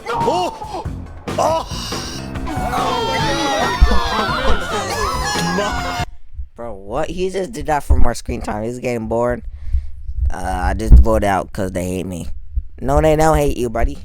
Like, what? Ish. What? I didn't do anything. I blame Ish. Meanwhile, at Elysium, I hate being a leader. Everyone here is so stubborn. Benji was having trouble getting laws passed because his... Bro, I'm just way better than everyone else. But I could actually agree because I already know there's a lot of children here. people kept opposing any changes that threatened their peaceful lifestyle. The people of Elysium were generally skeptical of government officials, sometimes even holding trials against them. Although this particular trial did not go to plan. Guys, somebody stole Gerald. The mushroom cow, Gerald, has been stolen. Let's go! There they all go. Meanwhile, at West Helm, there was a bit of a food problem going on. Not a shortage, a feud. See, Remy the Rat had opened up a new restaurant right across from the Coliseum, but the food was questionable. Is poison fatal? So his customers had instead started buying their food from another player named Dinosaur. That is... Wow, so basically Remy the Rat is a dumb guy, and instead of making even more money, because the Coliseum's already a big place, you already have the demand for food, because it's a poor place. So I mean, it's pretty good now, but still, you just take that away for some jokes. Well, bro, this guy's is until. Oh my god! Oh my god! What is he? Permanently closed. All food is now at. Remy, are you behind the murder of Dinosaur? Anyway, on day 6, the West Helm Coliseum was finally complete. Yeah! Why are people like? What do you plan on using this arena for? Do I actually have to say legally? No? Maybe can someone like kill the people actually like this guy? A little bit of blood will be shed, and that's all I can say. While Spood was a popular leader who got things done, he had also developed a reputation of being a little unstable. He said outlandish things, he can't stand meetings, and his justice system wasn't by courthouse but by combat. This is something Spood's first attempted assassin, Ramsayer, tried to prevent. It's why he tried to kill Spood, and he wouldn't be the only one. There has been a small but coordinated secret revolution growing in West Helm, with aims to overthrow and murder Spood. The two leading figures are West Helm citizen Ramsay and West Helm's head builder, Knight Arcturus. You know, I helped design his Coliseum, not knowing Spood actually wanted to use it for bloodshed. He's insane. The first part of their plan was to take out Spood's second in command, a player named Oo. Yeah. Alright, yeah, that's right. I guess Second in command down. But Ramsay was immediately chased down by West Helm's army. You could have made something happen, man. God. Oh. Bro, you literally played this one guy. With Ramsay dead, Knight Arcturus became the sole leader of the revolution. But he also knew it was only a matter of time before Spood finds out about his plans. I want to make one thing clear. Anybody who is caught plotting against me will be executed in the name of West Helm. Glory to West Helm. Glory to West Helm. Glory to West Helm. These guys are Now, before the border drops, the Island 1 leaders all met to discuss what to do about the Netherites in the volcano. Going into the meeting, people were not happy with Infernace and the Linguini Mafia, who were believed to be keeping Netherite to themselves. Please keep all your weapons holstered at all times unless you absolutely have to take them. The meeting began with West Helm's representative and Spood's newly appointed second-in-command, Spider. We asked if you had netherite, and you lied. You said there was no netherite, that you had looked in it, and that you hadn't found any. Because people were immediately starting to gang up on Infernace, Benji from Elysium tried to keep the peace. Why is it Infernace's job to report on the netherite? There were people literally going into their territory, mine without authorization, and then accuse them of doing something wrong. After some more discussion, Infernace was asked the big question. Will you open up rights to mining underneath the volcano? No! The hell? It is still our land. It is still the place where we live. And of course, things like trade are important, but in terms of opening up the volcano, it is an adamant no. Ooh. I agree. Now, Linguini, Seneca's biggest ally, was about to speak, but what he ended up saying was unexpected. We have to humbly disagree with Infernace of not allowing anyone else to mine in the volcano. This is Island 1. We're all struggling against the nature and everything like that. Shouldn't we all be allowed to mine wherever we please? No way. Yeah. Yes. Hell yes. Preach. Soon, people started offering deals to Infernace. I believe we'd be open to give you resources since it is your land. But Seneca still said no. The volcano is still our sacred land. We don't want hundreds of people there mining and ravaging it. As a result, Lingolini went even further. On the day one, Mario was here first on the volcano, and we're able to mine there, but it's not fair that no one else can mine. While your queen is over there with the diamond boots, some people don't even have any armor. Boots, man. Eventually, people started using scare tactics. That volcano is insanely active right now. It will most likely erupt within the next 2 days. I doubt it. No, that's sci-fi. You doubt it. Right, That's you dumb. propaganda. And so, after even more discussion, Westhelm made a final plea. We have a representative from every single nation on this island. You have an opportunity here to unite us all, or you have an opportunity to totally destroy that unitedness. But Seneca still wouldn't budge. For now, it's a no. So, Lingolini made a big announcement. Mario has a large chunk of territory in the volcano. The Linguini family declares independence from Infernace, and we will open mining to anybody who wants to mine. W. Seneca's leaving? Great. Seneca had left the meeting, furious at Lingolini's betrayal. I wish we had a better outcome, but this meeting's adjourned. Bro, it's gonna erupt. It's our natural habitat. It's our natural habitat. Saps, what just happened? Dude, what just happened? Every leader in front of me just died. And you had nothing to do with it. It wasn't me. Someone was in the roof. I'm getting framed-ish. Following yesterday's trap, Saps was on the run, as he was now the most wanted and notorious criminal on Island 2.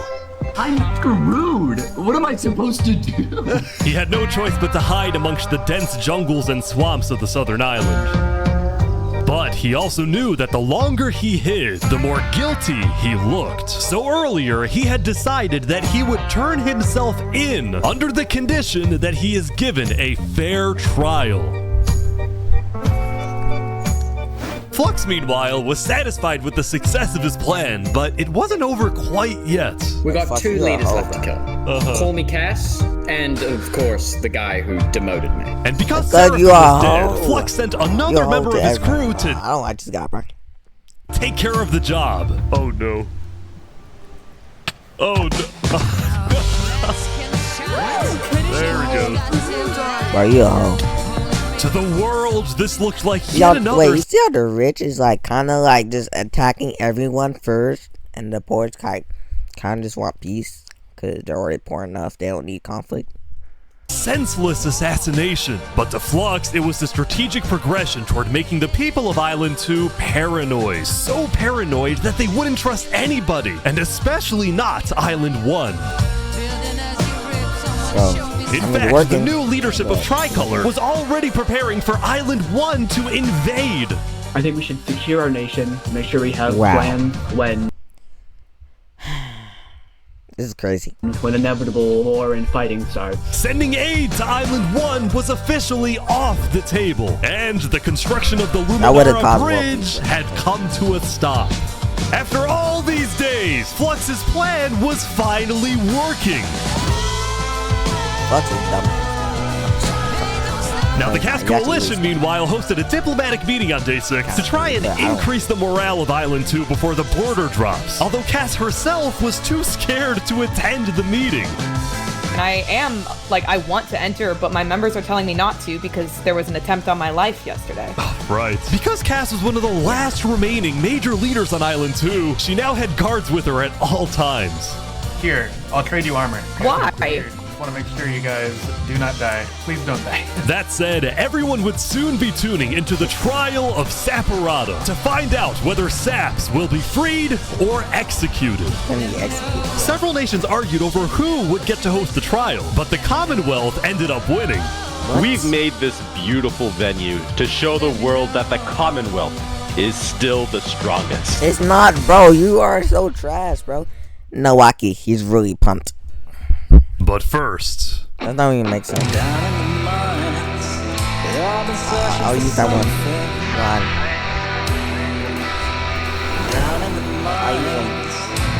Why is it up here?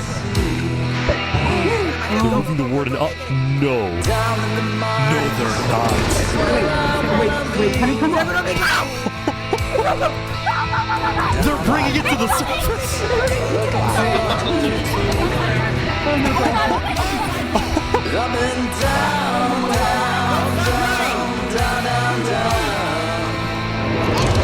But I can't see.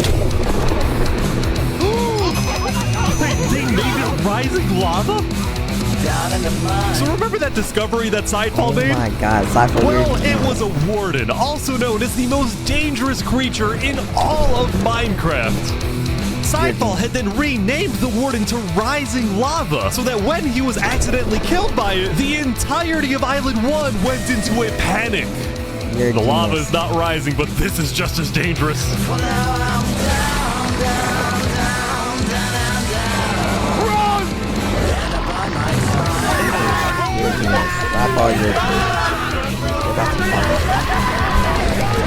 The Warden had been unleashed onto Island 1, going from place to place, terrorizing civilizations.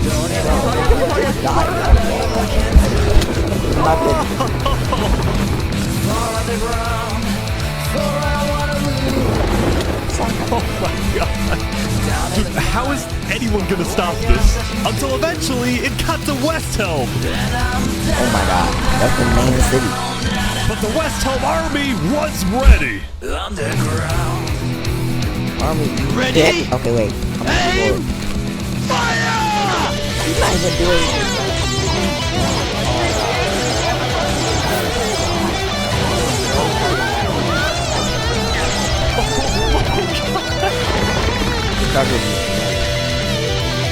Way more people. Come on! Oh my gosh!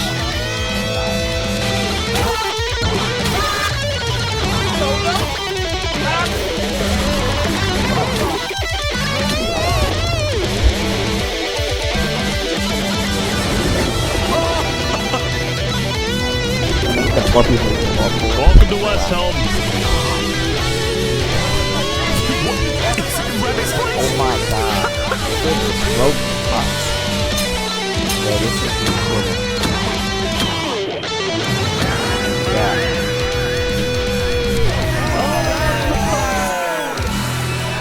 It's like a casino.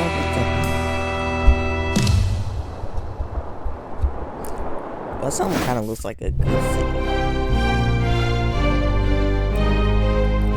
The defendant Saparada is accused of 7 counts of murder, including the murder of Jofiel, the murder of Alkaline Elk, and the murder of our very own Coraline. I will hear the prosecution's argument, followed by the defense, and then I shall make my ruling. Okay, guys, I feel really unsafe for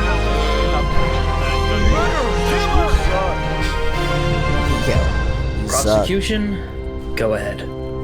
Your Honor, Saps constructed a meeting hall which contained the deadly trap, pointed at everybody but himself. As a prelude for the meeting, he had his accomplice, Seraphim, that guy assassinate his leader before running to the trigger, ready to pull the trap. He then fled the scene after the trap went off, just long enough after faking his surprise. He is not only a cold-blooded murderer, but a terrorist. The prosecution then called a survivor of the trap, Zekor, to the stand. We know after investigating that only one seat had no trap. Can you identify who was sitting in that seat? It was Saparada. And who bro, you built took the the meeting hall with hole. that seat? Oh my god. It was Saps. You killed our leaders. Oh you my destroyed god. our island. May your death today satisfy us all. Then it was time for the defense, for Saps to give the most important speech of his life. Please. All I ever wanted for this island was peace and cooperation between the nations. The loss at the meeting yesterday was extremely devastating and came out of nowhere. But I can tell you right now, I'm innocent. It wasn't me. The leadership in Luminara helped me build the meeting area. He's gonna expose them. And we're the only people who knew about the area before the leadership meeting. That includes the prosecution himself, Thomas 5200. What? Gotoga, Hive Rotation, Snowbird 334, and their ringleader, Fluxion. Yeah, you a host. When I left to gather the leaders for the meeting, they must have snuck into the roof of the meeting to make the trap. The people who I thought I can trust the most used me for their malicious intent and killed the leaders and blamed it on me.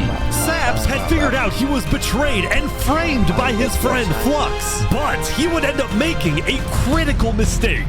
I find it rather interesting that Three Below, the leader of Luminara, is one of the only people who survived the trap. I find that rather interesting. What about it? The trap too! Well, Saps falsely assumed that 3 Below Zero, the beloved leader of Luminara, was also behind the murders. And with that mistake, Saps turned everyone against him. Bro, he's sold. Is that all you have to say? I guess.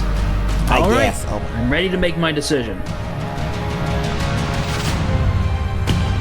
Judge Timebomb, find Saparata. Guilty. Guilty on all counts. Yes. Run. To be taken to the top of the gauntlet and executed. Run. Oh, that's it.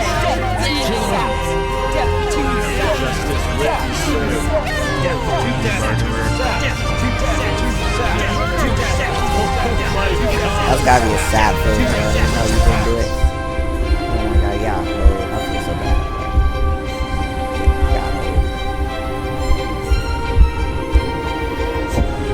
Damn, holding another hour? Oh my god. Wait, is he running? Run. No way. No way.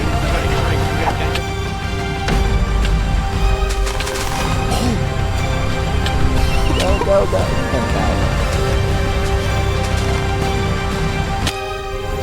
Oh, fall damage. Yeah, you don't have those fall damage.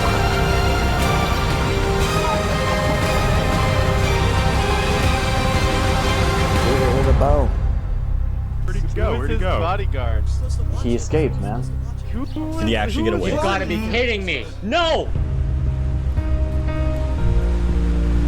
No! He didn't do it, bro.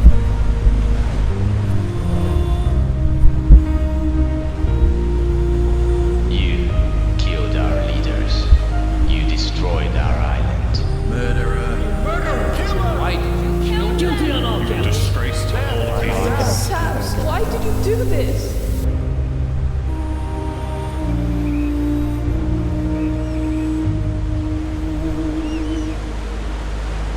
What if he just never got back? That would be kind of good mystery, bro. If this continued, cause like the baby idea is kind of hard.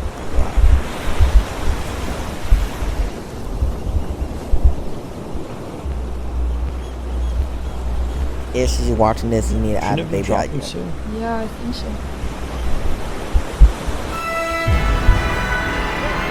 Take 6 months.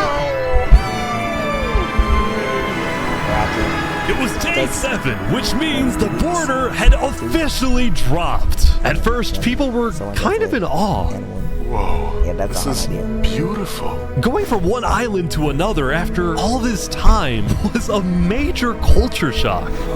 Is this Island 1? Whoa! And as expected, Island 1 people immediately started taking resources from Island 2. They're taking the sheep. But the flow of resources wasn't all in one direction. Probably gonna take some gravel back to Island 2. We don't have a lot of it. Still, as people from the two islands started meeting for the first time, they were surprisingly friendly to each other. Like these two who made a tunnel connecting the islands from underground. This is amazing! Almost like linked Island 1 and Island 2. Oh god. For the longest time, Island 2 feared an invasion by Island 1. But on day 7, that fear completely disappeared. It became very clear that Island 1 had no interest in war. Instead, they were just happy that they could finally enjoy Island 2 for themselves. The water isn't boiling.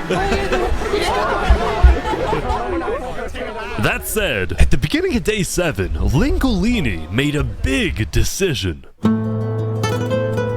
He had decided to move out of the volcano and relocate his entire mafia to Island 2. See, this is much more organized than Island 1. After yesterday's Netherite meeting, which got a little heated, Lingolini had legitimate fears that Infernace might seek revenge against him. So, hoping to live a more peaceful life, Lingolini went far away and settled in the Cass Coalition. So you're the leader of a mafia, I've heard? Yes, we are, but we might do some rebranding over here. Are you guys like violent? We weren't violent much. But we have done some political talk that has not been taken well, which is the reason why we're here. Sensing potential danger, Cass decided it was best for Lingolini to set up his home outside the Cass Coalition. That said, the Cass Coalition was now bigger than ever before. On day 7, Cass hosted a funeral for the deceased Wood Daddy, and over 100 people across both islands showed up. We are gathered here today in the cherished memory of Wood Daddy, a beacon of kindness in our community. Okay. Force of work. While Cass's influence grew, the Commonwealth was in shambles. The Commonwealth is so... Saps' trial yesterday was a disaster for the Commonwealth. Island 2 had entrusted the Commonwealth to run the trial of Saps. So when Saps escaped his execution, people lost all faith in the Commonwealth, which at one point was the most powerful civilization at the start, bro. They fell off. On day 7, most of the Commonwealth leaders resigned, leaving just one player, Sitzkrieg, as the sole ruler of the Commonwealth. We're actively searching for Saps right now. We will restore honor to the Commonwealth. One of Sitzkrieg's biggest goals was to find and kill Saps, but his other big goal was to regrow the Commonwealth's population, which by this point had shrunk by a lot. So he sent out a lot of public invites, especially to the people of Island 1, and it actually did work until... bro. Trust me. One of the people who moved in was Night Arcturus, the lead builder of Westhelm, who had to flee from Westhelm because Spood had found out about his secret plans for revolution. Yeah, the Commonwealth is letting us hide out here. So as long as Spood doesn't find us, we should be okay. Speaking of fugitives, the world's biggest fugitive, Saps, was back to hiding in the jungle after miraculously escaping from his trial, although his spirits were quickly fading. Everyone thinks I'm a murderer. I just don't know what to do anymore. Saps knew that Sitzkrieg and the Commonwealth soon planned to scout the entire southern islands to hunt him down. So on day 7, Saps decided that his best bet was to leave his home island and flee to Island 1. But it wouldn't be so easy. Because the border had just dropped, people were constantly going back and forth between the two islands, which means traveling by sea could be dangerous. So Saps decided on another method of travel. Not show up a day. He went to the place where he was least expected.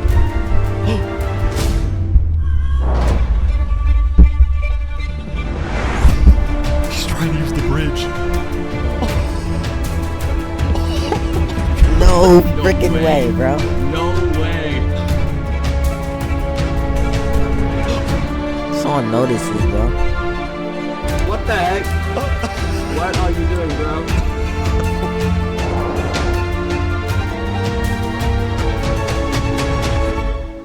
Island 1. Now, instead of chasing Saps, the Luminara builders instead retreated to inform everyone else that Saps was on his way to Island 1. Smart. Saps, meanwhile, quickly sailed the rest of the way to the other island, although what happened next was unexpected. Oh, there he is. Hey, buddy. Whoa. You scared the crap out of me. Am I allowed to touch this water? Yeah, right. Yeah, you know, it's good here. On the south side of the island, it's safe. It turns out earlier, Saps had reached out to a bunch of people on Island 1, offering them 2 stacks of diamonds if they give him a safe place to hide. And out of all people to accept his offer, it was Turntap, the leader of the Covenant, the most feared and militaristic civilization on Island 1. How was the trip? That's W. Wait, that's kind of W, bro. Now he's about to go to Villanark, bro. Building and like all of Luminara. Is that you? When Saps and Turntap finally arrived at the Covenant, Turntap immediately distributed Saps' diamonds to the Covenant army. But then, in a surprising move, he sent them out on a secret mission. Turntap had sent the Covenant hit squad to Island 2, but not to accomplish a goal for the Covenant per se, but actually upon the request of Infernace. No way. Linguini betrayed us, humiliated us. He ruined our sacred land. Yesterday, Linguini had opened up the volcano for Netherite mining, and as such, people from all across Island 1 had started mining in the volcano. And even though Linguini had now moved out of the volcano, Sinica felt that since people were already mining, she had no choice but to let them stay. Bro, just her problem. What Linguini had done. Her problem is that she's too soft. Since people, bro, if you really care, then do it. Such a soft ass. And Sinica wanted revenge. Oh, they're killing the entire mafia. Another one down, baby. Oh my god. Now, the reason they the really Covenant was willing to do Sinica's bidding wasn't just because she let them mine for Netherite before anyone else, but because as a civilization that values honor and loyalty, the Covenant didn't appreciate how Linguini so publicly betrayed Infernace. They found him. Hey, you don't ever thought about diplomacy? We could have had Island 1 at peace and world peace, and we still can, really. Oh, here they go. No, you can't, bro. Over my grave, Let it he go. will not be a part of it. Oh, they've got him. They've got him. Mamma mia.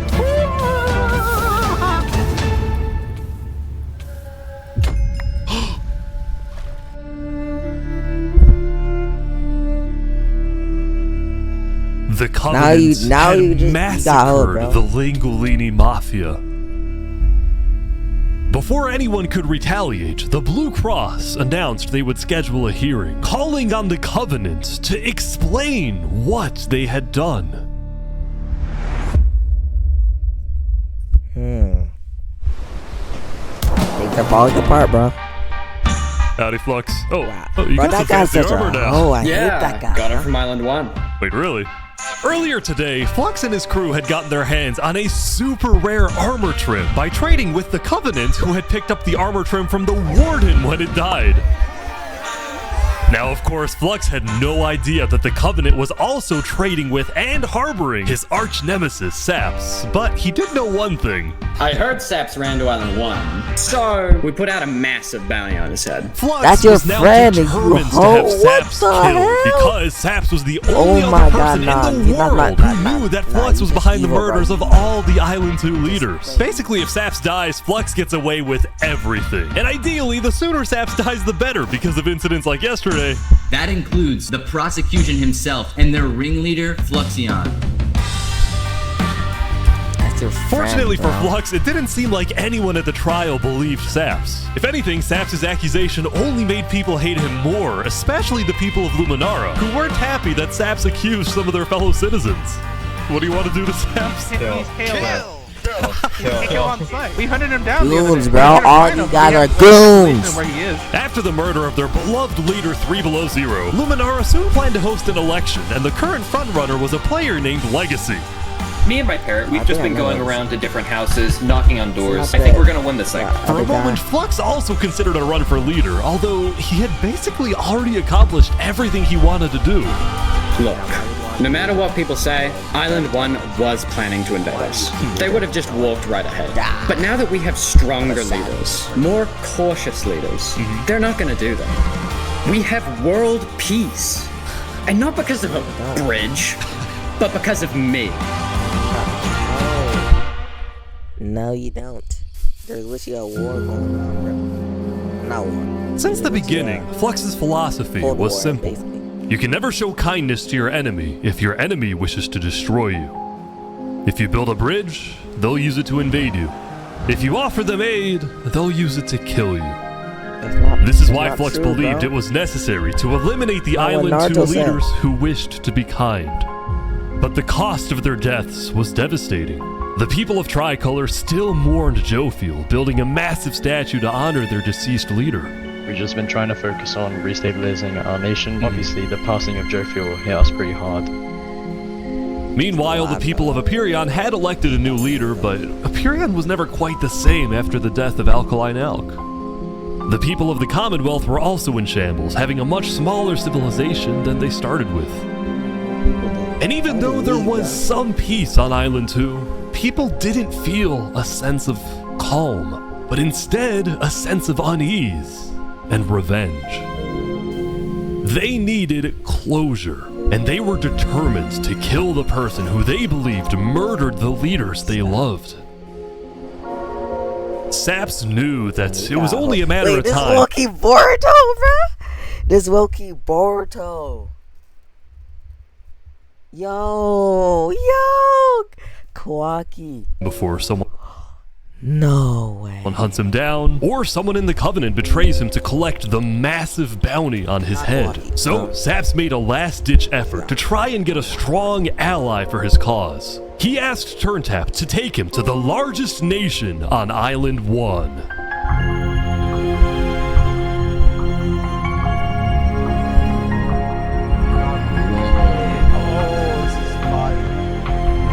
He's low-key Boruto, bro. Turntap is Sasuke. But on their way to the West Helm Capitol building, they ran into a citizen of Aperion from Island 2 who recognized Saps. Oh, hey. Is there a problem here? Neutral ground? Neutral ground. Uh-oh. Skating on West Helm territory. Uh-oh. Okay. We will walk by in peace. Good call. Saps and his crew then entered the capital. He's gonna warn everyone. Can I speak to the glorious leader of West Helm, please? Yeah, I'll go grab him. Damn. Hello.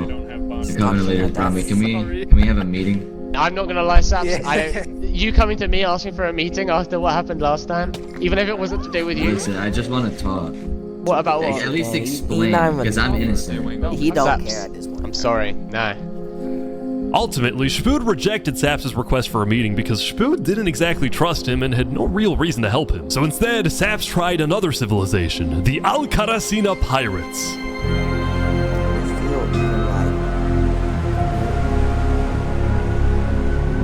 Although when he arrived, things felt a little off. Now, since you're here, you have to drop all your gear. I'm just kidding. Well, about that. Wherever Storming Hell is the safer option. At the end of the day, I don't want any of you guys to get killed for something that I'm being framed for, you know? But then, suddenly... Need to leave? What? Yeah. Sorry, what? Where's he going? Turntap had realized that the pirates were planning to kill Saps to collect the massive bounty on his head. So he told Saps to run. What's going on? 1 second. You gotta go back to Covenant, like, immediately. We probably shouldn't have come out here. Now, on their way back to the Covenants, Turntap suddenly started acting suspicious himself. Are we safe? Is everything fine? What's going on? We need to go back to Covenant right now. You need to tell me what's going on or I'm not coming with you. Dude, either, like, you can handle this on your own, or, like, just... I'll explain to you in a second. What's going on? Listen, it's hard to trust people right now, so away, bro. I'm putting a lot of faith into you. This is so suspicious. I'm As Saps making ran, I'm he making- pondered his choices. making Either he puts his life in the hands of Turntap, who may be wanting to kill him and collect the bounty for himself, or he runs away. Now.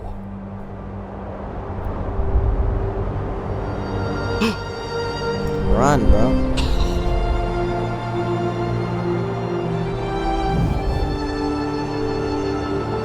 It's all alone. Saps then climbed the mountains of Island 1, escaping from the last remaining person he thought he could trust. He was now all alone in a world of people who hated him and wanted him dead. Be careful of the mountains. And so he ventured into the snow. Careful. And started collecting blocks. Saps, what are you doing? I can't trust anybody. Flux won. He completely won. There's just no point anymore.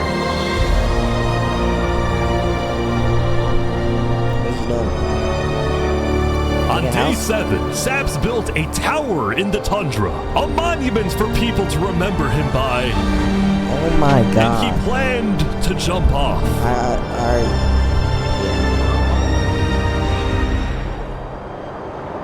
But he didn't.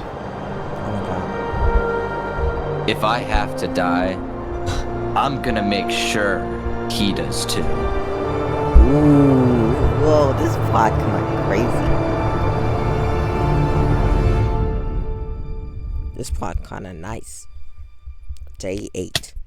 Damn! Welcome everyone!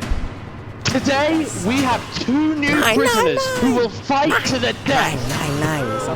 Rinit, you are charged with the attempted murder of several innocent West Helm farmers. Remy, you are charged with conspiracy to murder West Helm food supplier Dinosaur. Ready, set, fight! Oh. Here they go! Look that switch! Wait, some guy jumped in! The heck? Let's go, Remy. Let's go, Remy. Oh yeah, Remy. Remy the Rat had won his duel in the Colosseum, and all of his crimes, including the murder of dinosaurs, were expunged from his record by Emperor Spood himself. He was now a legend, and his restaurant became more popular than ever before. He put his head on the floor. Now, it's been a busy few days for Emperor Spood. He was always working on different things. Have you seen our aqueducts? Show me your aqueducts, Spood. Look at it behind you! Look at it! So what's the use of this? I don't really know. What is the point of anything? We just build. We have too many builders, not enough ideas. Now, while Spood was an effective leader, he did have to constantly watch his back for assassins. You know, I've thwarted like 5 assassination attempts, and guess what? I've just found out about another. No way. Spood's entire reign began with him almost being killed, so he was always extra careful and sensitive about where he went and who he associated with. It's also why Spood was particularly angry when he found out that one of the people who planned to kill him was his own lead builder, Knight Arcturus. According to some of my sources, Knight Arcturus was seen in the Commonwealth earlier today. Really? Spood had sent spies across the world to find Knight Arcturus, and when they discovered he was staying at the Commonwealth, Spood immediately reached out to Sitzkrieg to request he be handed back to Westhelm. However, given that the Commonwealth was low on citizens and needed good builders, Sitzkrieg decided to reject Spood's request. I'm not just going to give up one of my builders. The Commonwealth does not give in to tyrants. This made Spood erupt with fury. Oh, I'm gonna Wait, make he kind sure. of looks like someone who would be in like Minecraft story mode, like a Minecraft story mode admin dictator. You know what I'm talking about. Shout out to Minecraft story. I might play that. That everybody knows the Commonwealth is corrupt. They did that talk.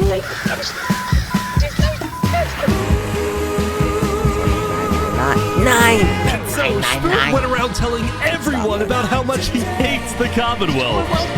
This whole situation became a massive drama, and it actually got to the point where the rest of Island 2 was getting annoyed with the Commonwealth. I don't get why the Commonwealth doesn't just hand him over. We don't need a war with West Helm. Unlike the Commonwealth, Cass had a big population and she didn't care about losing citizens who were troublemakers. For example, earlier, one of her citizens, Addison27, had gone to Tricolor, dug into Jovial's grave, and had stolen Jovial's head. Can I wear this? Hey, Cass, I brought you a trophy. But instead of protecting him, Cass immediately banished Addison from the Cass Coalition and alerted Tricolor of his location, causing Addison to flee Island 2. It was this kind of no-nonsense leadership that earned Cass a lot of respect from not only her citizens, but other Island 2 nations who were now much more willing to ally with Cass than with the Commonwealth. The very existence of the Cass Coalition also provided a sense of security to smaller groups, like this new nation who were mostly cheese merchants and called themselves the Conquistadors. This is the way of cheese, but el queso! Since the border dropped yesterday, the economies of most Island 2 nations were prospering, with heavy amounts of trade and tourism between islands. Meanwhile, in Barbieland... Ish. I have news. What? I'm marrying Oppenheimer. What? On day 8, the player Oppenheimer had marched into Barbieland, but instead of destroying it with a nuke, he apparently liked it so much that he proposed to their leader. Ish, consider this your invitation to the Barbenheimer wedding. Thank you. In Luminara, meanwhile, the citizens were inventing new technologies. This is the power switch. It's 16 furnaces working together simultaneously. Damn. A bunch of hopper minecarts on the inside. Damn. As much as Luminara was finally starting to live up to its name as the light of Island 2, little did its citizens know among them was quietly living the world's most deadly group of terrorists. I'm thinking of running in the election tomorrow. Oh yeah? Legacy's pretty popular, but I'm not worried. While it seemed like each of the Island 2 nations had their own separate goals, they were all still united under one mission to fight Island 2 nations. Made an island and jungle, bro. That's free land. Had their own separate goals. They were all still united under one mission to find and kill Saps. In fact, by day 8, Luminara had told all the other nations that Saps had fled to Island 1, and some nations were already preparing to send out hit squads later today. But Island 1, meanwhile, was currently dealing with a whole other political drama, the murder of Lingolini. I cannot conceive how we are being this civil about this. They came in, they found him in the hole, they drowned him in lava. This player, Vietnam, was one of the few remaining survivors in the Lingolini Mafia.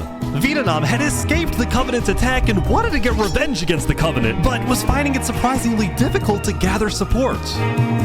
See, while the Blue Cross condemned the Covenant, nobody was brave enough to declare war on them. People feared the Covenant and its army, which is why Seneca secretly asked them to do the deed. I'm sorry, excuse my language again, but they're all pussy. Pussy boy. You shoulda wear the Oh, I want war. What is it? I want war. Instead of doing it herself.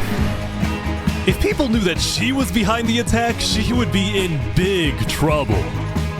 But for now, nobody would face any consequences for the massacre of the Lingolini Mafia. Mario got hold, bro. Mario got hold. Going back to West Helm, on day 8, Emperor Spood was really only thinking about one thing: how to get revenge against Knight Arcturus. After the Commonwealth rejected Spood's extradition request, Spood's initial reaction was to begin preparing for war. But what made him think twice was his belief that the Commonwealth was a massive nation with probably a big army. Spood also knew that declaring war could risk the entirety of Island 2 coming to the Commonwealth's defense, and maybe launching a counterattack on West Helm. So, Spood decided to change strategies. He instead decided to try and bait the Commonwealth. See if he can make them angry enough to do something rash. Something bad enough that would allow Spood to then declare war and have everyone's support. That's kind of smart, though. And Spood knew exactly how to make the Commonwealth angry. He invited back to the West Helm capital the one person he knew the Commonwealth hated the most. Can we make a deal? We're running out of time. Bro, you should just live in the here too mountains. for some reason. This is interesting. Because the Covenant had brought Saps to West Helm yesterday, Spood had specifically asked Turntap to protect Saps and escort him to West Helm once again. While Saps didn't fully trust Turntap, or Spood for that matter, he knew that a meeting with Spood was a massive opportunity, and it was worth the risk. Hey you can turn the sun away, paint the moon in blood. If we can do what we do best, we're nocturnal life. Saps, you are the person that, to my knowledge, murdered all those people on Island 1. Island 2, sorry. It was not me. There is a person on Island 2 that is behind all of the assassinations and the corruption. His name is Fluxion. Emperor Spood was having trouble believing Saps, but he went called along out with your it for friend now. after starting. Well, He it seems hosted like we that. both have gripes with Island 2. Spood then proceeded to tell Saps and the Covenant about his feud with the Commonwealth, and how he needed Island 1's support in case a war breaks out. There was just one problem. The Blue Cross Alliance was as good as dead. Infernace had basically left the Alliance after the last meeting, and the Covenant had stopped responding to the Blue Cross because of the Lingolini situation. So Spood decided to take things into his own hands and individually call the big 4 nations of Island 1 for a meeting, and he wanted Saps to be there so he could tell the leaders about corruption on Island 2. Now, because of Saps' reputation, Seneca and Benji were hesitant. But as long as the meeting was in a wide open area without a roof, they decided they would go. Oh, so you turned the sun away. How could you be so cruel? Ooh, hey. You wrapped the moon in ice. That's not nice. Not nice. To begin the meeting, Spood first had Saps tell his story. I've been put on trial and sentenced to death for a crime I did not commit. Spood's goal with this meeting was to convince all the leaders that Island 2 was a threat to Island 1. One of my right-hand men was murdered in cold blood by someone in association with the Commonwealth. It's one of the many injustices I've heard about on Island 2, and I want justice. Then, Turntap of the Covenant made his own statement. A few days ago, Covenant was approached by Luminara to speak of a potential trade agreement. Legacy AN approached me in regards to Fluxion, the guy who Saps is claiming killed everyone, which I do believe. Whoa. Apparently, back when the Covenant traded armor trims with Flux, they had also done the same deal with Legacy. And Legacy had voiced concerns to Turntap about Flux's run for leader, including how Flux was demoted from second in command, and rumors that he's paying people diamonds to vote for him. This gave Saps and Spood's stories a little more credibility, which was crucial for getting everyone on board with West Helm's military proposal, which was, if any nation from Island 2 attacks Island 1, then the entirety of Island 1 must strike back. If all leaders are in agreement to this, please say aye. Anticlimactic, I know. Aye. This is for us a problem. Benji was hesitant to join any military alliance because Elysium was the nation of peace, and he knew that his people were opposed to any changes that threatened their peaceful lifestyle. Council might agree. Do you believe if Saps was at the council meeting, would he potentially have the chance to convince him after telling his story? I think he might. As long as Saps agrees, it's up to you. I mean, yeah. Saps and a few of the others then walked to Elysium on a mission to reunite Island 1.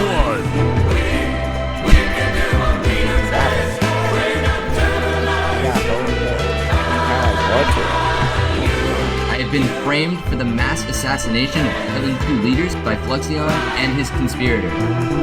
So many other people have died to the same tyranny and corruption that has been on Island 2.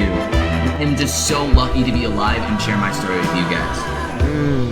But as Saps spoke, the people of Elysium still had some doubts. Against the corruption in Island 2, which is... But who? What is that? What does that mean? That's vague. What does that mean? What is the corruption? Elysium wasn't convinced that potential corruption on another island was enough of a reason for Elysium to get involved. But then, suddenly... A few days ago... Run! What the? Run! What is this? About 15 members of the West Helm army had inexplicably walked right through Elysium. They quickly left, but it certainly didn't help the tensions. Bro, what? Nonetheless, the proceedings continued. They're being rushed here to pressure us. We're going to be deciding whether Elysium citizens would go to war. I think Elysium citizens need to have a say in that. Yeah. I agree with that. After even more deliberation and after even more time passed. Excuse me, you have to say something important. The troop of people that came by, they are apparently the military from West Helm. We have reasonable suspicions to believe they are going to launch an invasion of Island 2 in the next, like, 5 minutes. I do not know. What are you talking? What do you fucking mean? Spood had grown impatient. After Spider informed him that progress was stalling, Spood had decided to send a squadron of the West Helm army into the Commonwealth's territory to find and arrest Knight Arcturus. Bro. Oh boy. He's not man alone, he has iron armor.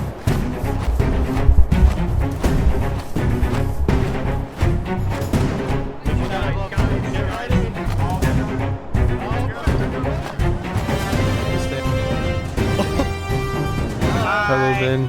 We are here peacefully. We're simply looking for a man by the name of Knight_Arcturus. Alright. We don't have him. We do not know where he's at. We have not seen him, nor have we heard from him. We don't have him. Where are they going? Is that it? With their first plan failing, West Helm went to plan B. Shield wall, shield wall. What the? What's happening, guys? They're forming a shield wall. Outside. Everyone leave. We're getting out of here. Yeah. Alright. Everyone bail. The West Helm squadron had successfully The Commonwealth's intimidated the so Commonwealth ass, leadership bro. into fleeing their own nation. West Helm then went around searching every house, every mine, every crevice of the Commonwealth. But ultimately, Knight Arcturus was nowhere to be found.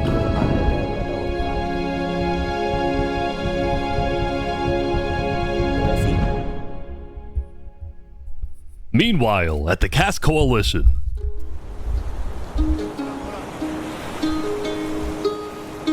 Hey, can I run something by you real quick? Yeah. You know how everyone's trying to kill Saps because of what he did? And then during his trial, he was all like, Luminara was behind this. Luminara built the trap. The leadership in Luminara helped me build the meeting area. That includes the prosecution himself, Thomas 5200, and their ringleader, Fluxion. So, I was sailing past Saps' place a few days ago. God, this dude is digging. Or what? Oh. You see that? You see that guy?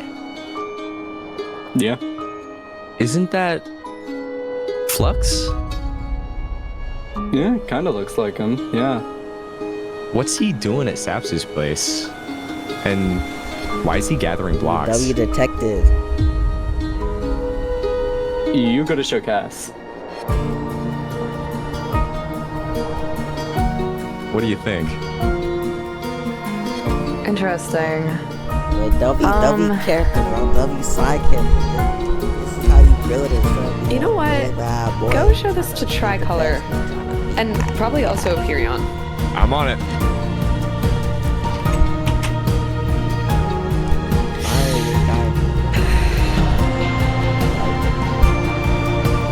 A citizen of the Cast Coalition had been reviewing his old video footage when he happened to notice Flux digging for sand, a prevalent material in Saps' roof. On its own, this wasn't the best evidence. But for some people, it did raise some questions. He's trying to get assassinated. Sir, there's people trying to attack you. Kill him. That opens it down to 100, 200. Yesterday, Saps had spent the day getting brought into meetings with the most important people on Island 1, and he didn't really know what to make of this. In one sense, he was incredibly lucky to finally have some support. But he also questioned how real this support is and who he can really trust. See, Saps knew that the Covenant generally did not like the people of Island 2. The Covenant believed that Island 1 was the supreme island with better culture, customs, and traditions. They were also known to be ruthless, having massacred the entire Lingolini Mafia. It's why Saps was suspicious of Turntap's offer to continue protecting him, especially after he ran away. But Saps knew he needed powerful allies as world tensions were ramping up. Saps doesn't main character.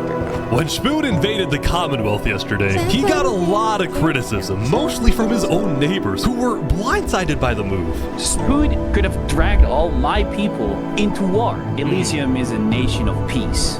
Like that, any hope for a Big Four alliance was basically dead, especially since the other nations were now dealing with problems of their own.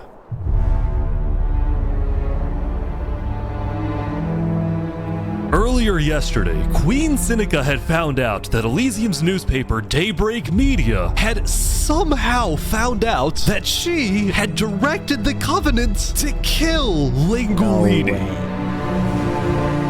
This is why Seneca was so quiet yesterday during the Island 1 snow meeting. She knew this story would be coming out, and she was trying to figure out how she would respond. And on day 9, she made her decision. To dissuade people from invading Infernace, she would show strength by doubling down and hold a joint ceremony with the Covenant, parading around Lingolini's head.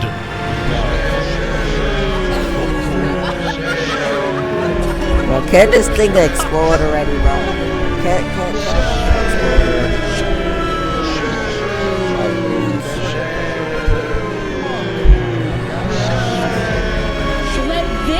Be a lesson.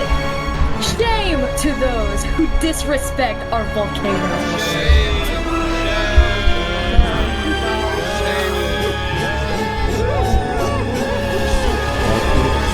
Meanwhile, on the other side of the island, the Blue Cross was hosting a meeting. Vietnam, I'm getting word that Infernace is having a ceremony to burn the head of Mario. If I can't get his head back, then it's war. I will put my hands around each and every one. The leaders and representatives then decided that Infernace needed to be punished, and they started discussing whether or not to declare war. But then, not even a minute into the discussion... If everyone is against them, then we are not going to... Benji's dead! What? Benji's dead! What? Benji, the leader of Elysium, had suddenly died.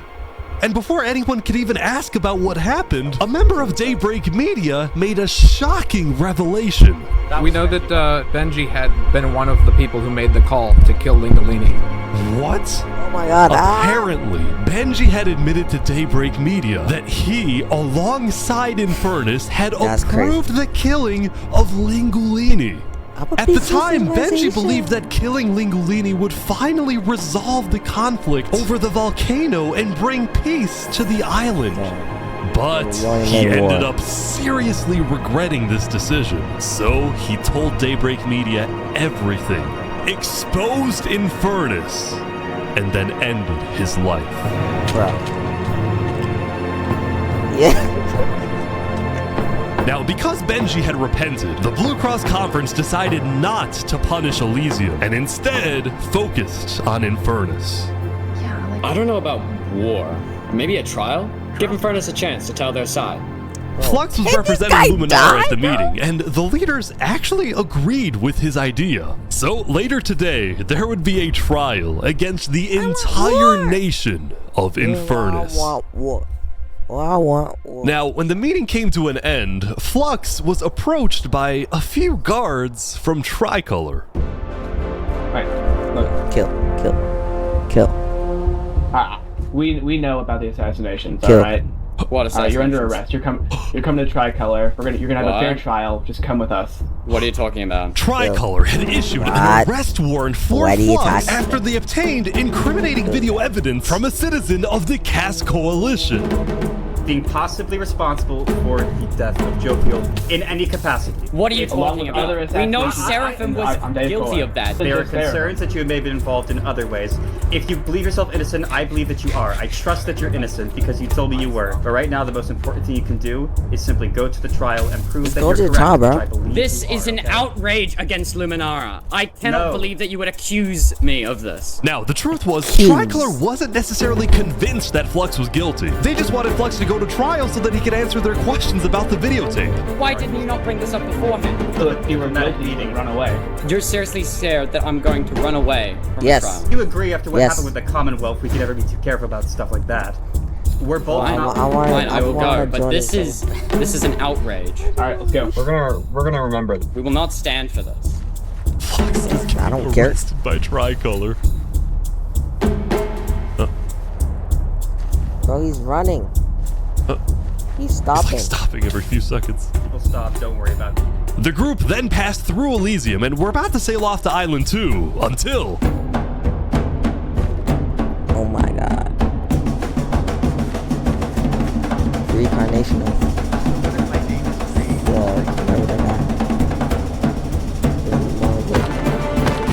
Oh, hey, hey, what is this? Kill that guy. Kill him. Wait, Flux is getting away? No. It turned out Flux had secretly told a member of his own crew to come and attack him so that he could run away from his arrest without looking guilty. That guy is... Oh my god, he's so smart, bro. When Flux returned to Luminara, his whole world had flipped upside down. He believed he had covered all his tracks, that he had gotten away with everything. But for now, he had to remain calm and decide on his next move. Legacy. Yeah? We've just been informed that you have ties to the Covenant, and they're working with Saps the Traitor. So the problem is, we're afraid you're a national security threat. You have two choices right now. You either drop out of the election this instant, or we can do this the hard way. Oh, that's tough. All right. By forcing Legacy to drop out of the election,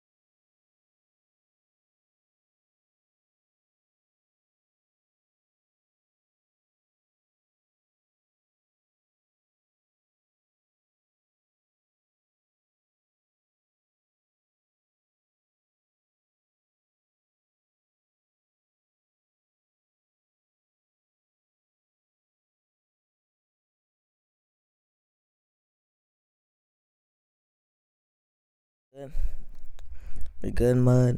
We good, Mud? You good, Mud? Okay, we good, Mud. We 2 hours, 20 minutes. Oh my God, we still have 30 minutes left. Flux had automatically become the leader of Luminara. Oh, that's tough. Alright. By forcing Legacy to drop out of the election, Flux had automatically become the leader of Luminara. Which means if Tricolor still wanted to arrest him, they wouldn't be able to just walk ahead and take him. They would have to invade Luminara itself.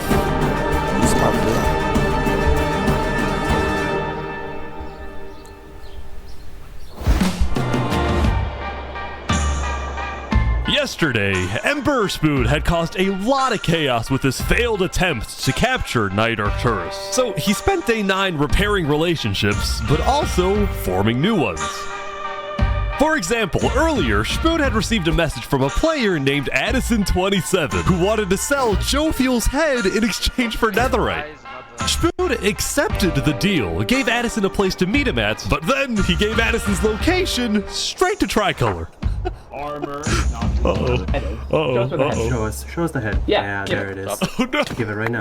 I got it. Now, this actually led to an alliance between Westhelm and Tricolor, the first ever multi-island alliance, and a strategic move by Spood to befriend the neighbors of the Commonwealth. Later, Spood also visited the Covenant, neighbors of the Commonwealth, and a strategic move by Spood to befriend the neighbors of the Commonwealth. Later, Spood also visited the Covenant after he heard about some civil unrest going on. So they all just left, just like that? Apparently, about half of the Covenant's entire population had decided to leave the Covenant. This is because they believed TurnTap was betraying the Covenant's values by constantly trading and associating with Island 2. And what made a lot of them really angry was the fact that TurnTap was making them protect Saps. See, originally, TurnTap had only brought Saps in to get diamonds for his army. But the more he heard about Saps' story, the more he became captivated by Saps and wanted to help him. Yeah. In fact, the reason TurnTap had acted strangely on day 7 wasn't because he was thinking about killing Saps. It was because he had just saved Saps from the Alcaracina pirates, and he was worried that the pirates would attack the Covenant in retaliation. Oh, but the pirates are like small as hell. Anyway, now that TurnTap had the pirates against him, as well as much of the Covenant forces, which TurnTap himself had trained to be ruthless, it's fair to say that his life was in grave danger. But before he and Spood could figure out a solution, the Covenant suddenly had a surprise visitor. Come here, you're under arrest. Uh-oh. Yo, they're trying to kill me? Sick. You this killed guy. our leaders. You destroyed our island. After days upon days of searching, the Commonwealth had finally found Saps. It's literally the guy. Saps is now hiding. This player, Zekor, was now the main diplomat of the Commonwealth, and he knew that this was his opportunity to finally kill Saps. The last thing he needed to do was to convince Spood to hand Saps over. Spood, come here. Please, let's have a talk. Let's have a chat. And are you a friend of this criminal behind you? Alright. Could you guys come inside? Oh boy. Here we go. We can put all of our fighting behind us. I propose a trade. A trade of what? Bro, this is so you give me boring, Saparada, and the Commonwealth gives you Knight Arcturus. Oh wow. RT for Saps. I mean, where would this happen? You can let us take Saparada now. And then we can kill Arcturus for you. No, don't kill him. He needs to fight in the Colosseum. Alright, we can make that work as well. Don't trust that, don't trust that. So you're saying you know where he is? It's interesting because Sitzkrieg said he didn't. Okay. We don't have him. We do not know where he's at. Look, he comes back every now and then. We'll find him. Really? Is that so? Why would I lie? But your voice sound like Mr. Doofus, bro. Like, what do you mean, why would I lie? Find him for me. Spood, don't do this. Look, Spood, I have to be honest. I'm shocked that you're defending this criminal. Either you accept this deal right now, or I tell everyone from back home that you're harboring Saparade. They'll all declare war on you, and this will be the end of West Helm. No one trusts you, bro. So, just to make the terms of this deal very clear, because I want to be accurate, you expect me to give up an innocent man in exchange for a terrorist? Is that really your offer? He's not innocent.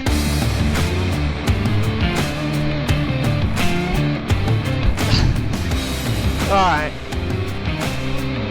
Just fight already, bro. Get out. Now.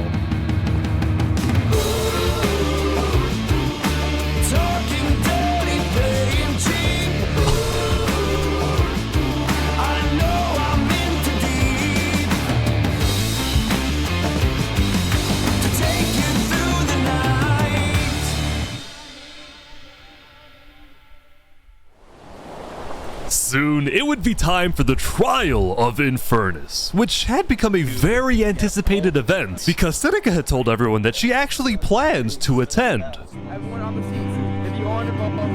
As such, Turntap would be there to help her, which meant Saps also had to go. He wanted the Covenant's protection, which would actually come in handy. What? Saps getting attacked. Oh no. Oh boy, Saps getting attacked again. Wait, you got a whole client that tells when people are attacked? That's kind of smart, I'm not gonna lie. The attacker was taken out immediately by the Covenant, but this led to another problem. We need to know whether we should keep Infernace in the area. We are worried about assassination. It's not going in a building, we're having this outside. Seneca and the rest of Infernace had arrived, but were refusing to enter the courthouse because of safety concerns. Infernace is saying outside or nothing. They're not going in. And as expected, people were quickly becoming impatient. I have to stand here for 5 more minutes. I'm gonna pull all my hair out. Let's come inside. These people don't have the ability to come in this building. The trial hadn't even begun and things were already out of control. And then... Mario did not fuck with you, bro. Someone's setting up dripstone. Bro. Someone... Oh... My God. Sap is dead? Right. Whoa!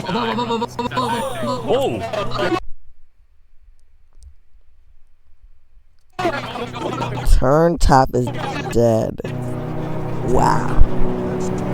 And like that, Turntap was dead. Killed by two disgruntled former citizens of the Covenant who had come back for revenge. What the? Run. They're trying to kill us. Burn us back to the castle. Queen Seneca directed her people and all the remaining Covenant forces, who were now leaderless, to retreat to the Infernace castle. Bro, why would you put a castle on an active volcano? Like, you just explode. Both Infernace and the Covenant were eventually found guilty of murdering the Lingolini Mafia. But now that Seneca had adopted the entire Covenant army with all of its Netherite weaponry, it would be impossible to try and arrest anyone. Saps, meanwhile, was abandoned at the courthouse, so he ran all the way to West Helm to Emperor Spood, who was apparently dealing with a new political crisis. It appeared that Spood had finally made the Commonwealth mad because, according to a West Helm spy, it looked like the Commonwealth was preparing to go to war.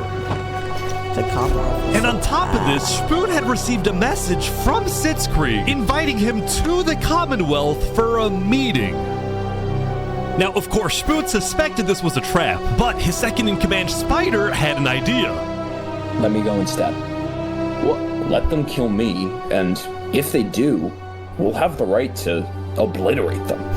Basically, if Spider goes to this meeting and actually gets killed, then in the eyes of the world, this will give West Helm permission to finally wipe the Commonwealth off the map. For what? You're a hero, Spider. Was so good that they took Glory to West Helm.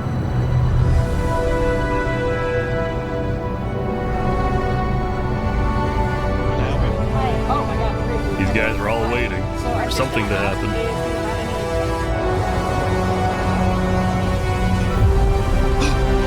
Oh my god! What a word. This is it! Immediately. Oh, that's hooty. That's a hooty. Oh my god, immediately. Wait, why would the Commonwealth do that, bro? Are they dumb? Is he good enough?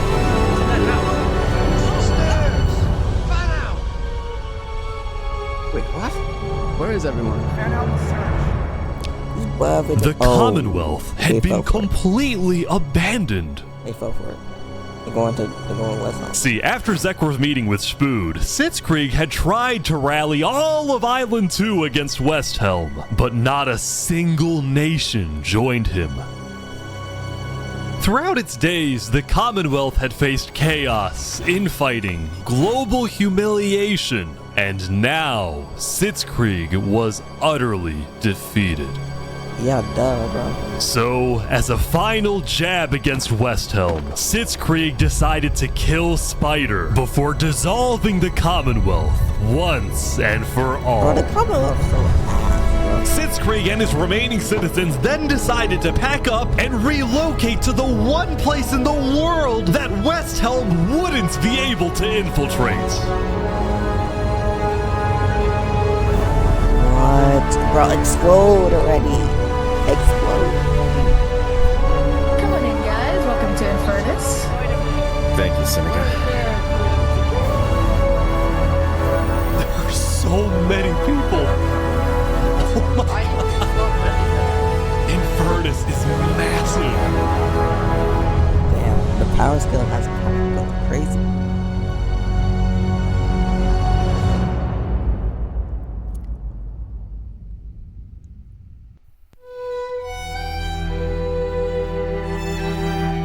Meanwhile, at the Cass Coalition, it was the end of another good day.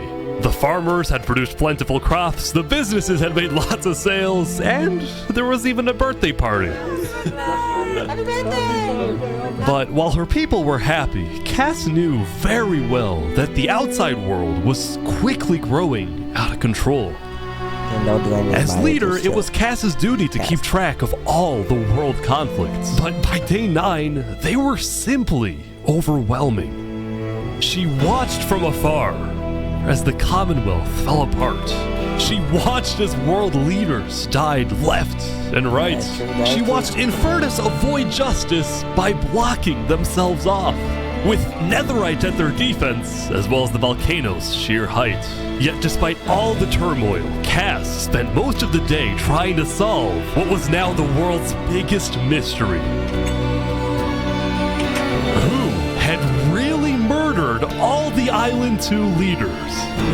Was it Saps, or was it Flux?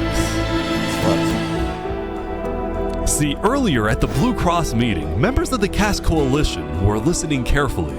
Covenant was propagating anti-Island 2 propaganda, which is ridiculous. Yeah, we didn't agree with that. Island 1 never had beef with you guys. It was really just a covenant. They can see that Island 1 is gearing up to invade us. Then at least they'll know I tried to warn them when Island 1 comes and kills us all. But the Covenant was going to invade us, right? Honestly, probably not. I think they were just trying to scare you guys. Flux had fully believed that Island 1 was going to invade and even yelled at the other leaders for doing nothing, which made Cass think, what if that's the reason he killed them?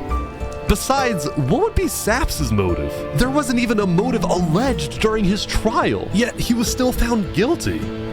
In fact, thinking back, the trial itself was suspiciously short, and the judge made a decision very quickly. Well, on day 9, one of Cass's citizens was scouting the Commonwealth and figured out why. Wow.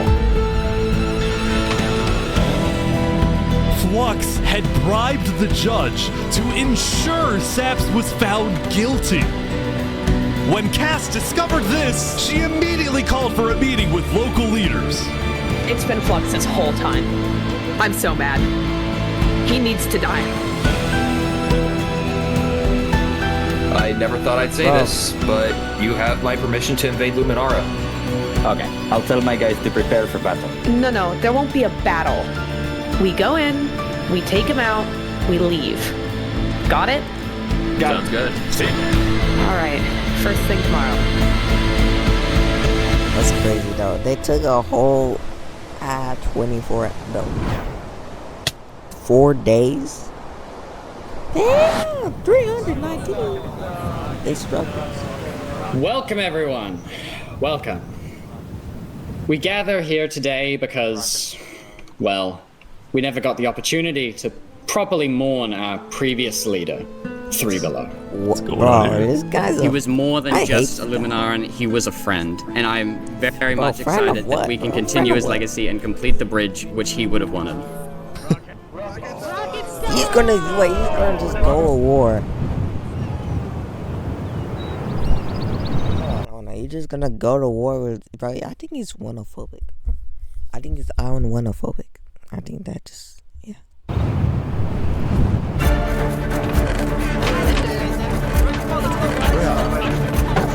Alright, let's go. And so, the Cass Coalition set off on their mission to kill Flux once and for all. On the way, Cass stopped at Empyrean to rally their people. We've found the person responsible for the multiple leader assassinations, including the assassination of your own president. Are we ready to fight for Luminara and for justice? The plan was simple. Empyrean would invade Luminara from the south, while the Cass Coalition approaches from the sea so that Flux can't escape.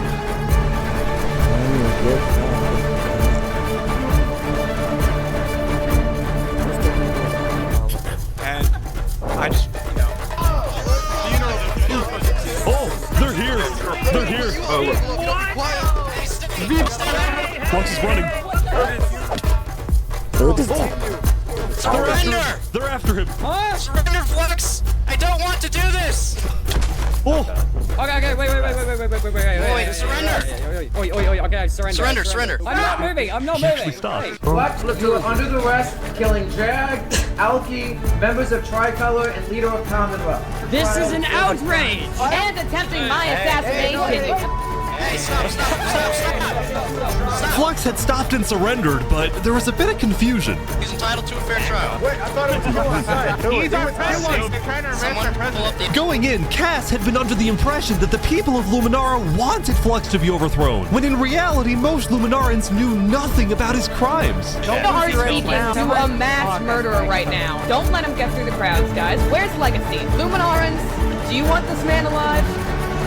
Yeah, entitled to a fair trial. Yeah. Oh, come on. All of a sudden, Cass wasn't sure about what to do. Until... Hey, stay. Oh, he's running. He's running.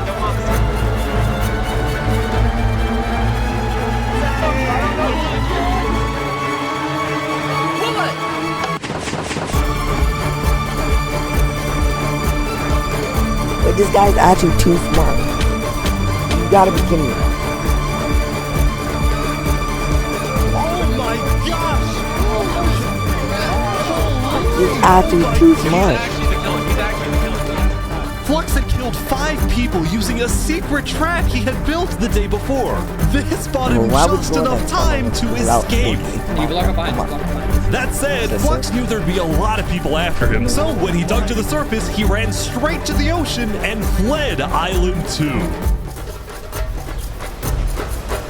But how is he getting away with and this? Empyrean sent out hit squads to try and hunt Flux down, while Legacy directed the citizens of Luminara to evacuate. I gotta move all of these people over to the Conquistador HQ because no one is safe in Luminara at the moment. Holy. Like that, Legacy had taken over as leader of Luminara. Cass and Empyrean were down 5 citizens, and Flux had gotten away with everything once again. How's he getting away with it? Someone killed him already, bro. He has aura. No, he has plot. Or so he thought. Oh, so he thought.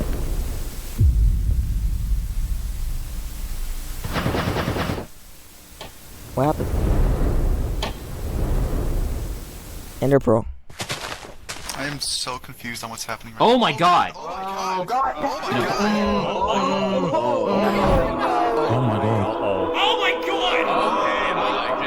Oh my god. When Flux's trap went off, the rest of the world had a lot of questions. Was that in Luminara? That was Flux? Wait, Flux killed those people?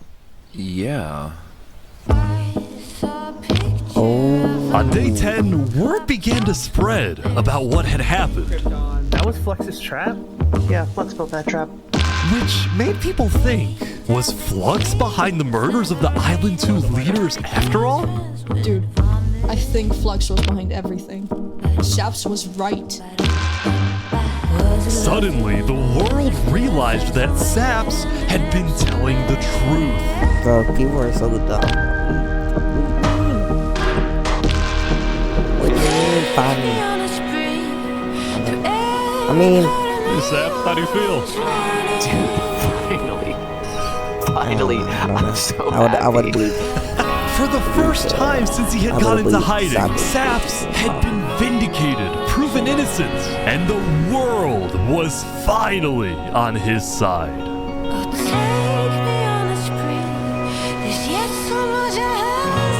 Damn, Brad, nah, they got a stashing for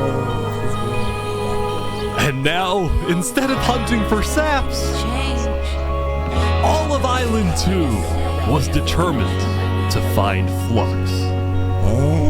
Bro, this is what happens when people want trials. We should have just started killing him. I don't know why anyone stopped in the first place. I would have been the bad guy if I killed him right then and there with everyone yelling, trial, trial. But the search for Flux didn't take long. Someone just saw Flux going up the volcano. Oh, you're kidding. No way.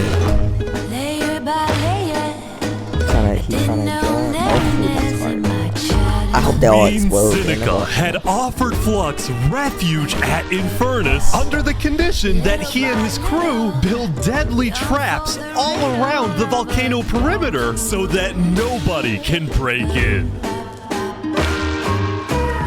But the rest of the world was unfazed. Yeah, they're gonna pay for what they did. Yep. On day 10, all of Island 2 joined the Tricolor West Helm Alliance and declared war against Infernace. Alright, today we infiltrate the volcano to Spider and Faroe. And I just want to say, if I die today, you don't want me around I here, love you all. Glory to West Helm. You get no screen time. Look who he is. He was my brother. He was everyone's brother. And they took him from us. They took him. Flux got away with murdering so many of our people and our leaders. Today, we get justice for our entire island.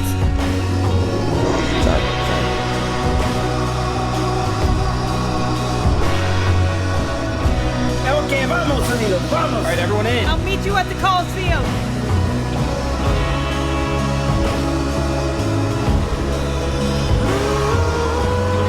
Let's go. Come on. All right, let's go, everyone. All going to Coliseum for what, bro? Not to the death.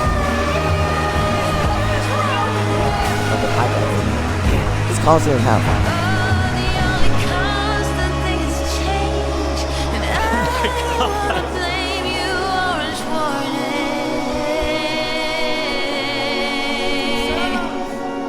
A few days ago, my home was turned into a death trap behind my back.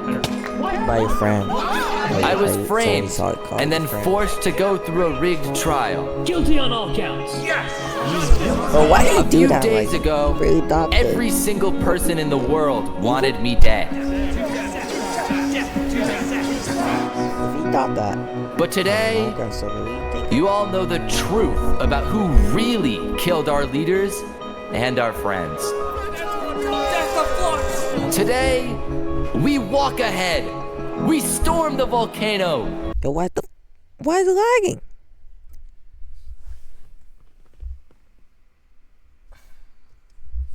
It's like 18 minutes, bro. And we get justice! Oh my god.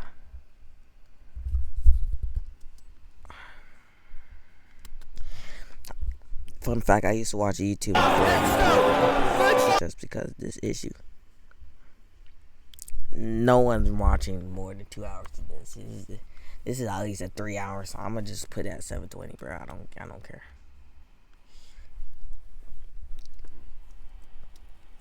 My shit overheating.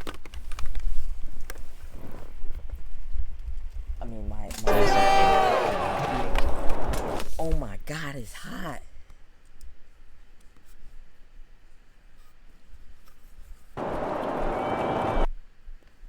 Thank you, Saps.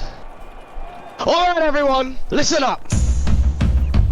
There's a lot of things to watch out for. There's gonna be lava, boiling water, dripstone traps, their entire army. They have the height advantage and netherite armor, but we have numbers. Yes, true. So let's stick together and let's win this thing. Come on! Alright, here we go!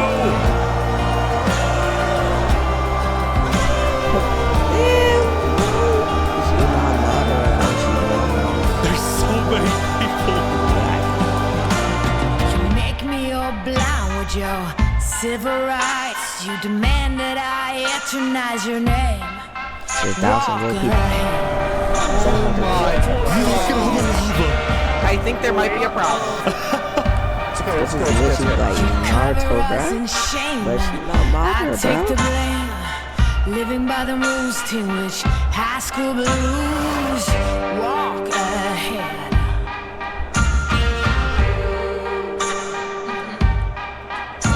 Big cannons keep provoking. Blood-red suns start choking. Can anyone stand this nonsense? Eaten away. Telling us to stop and obey. To stop and obey.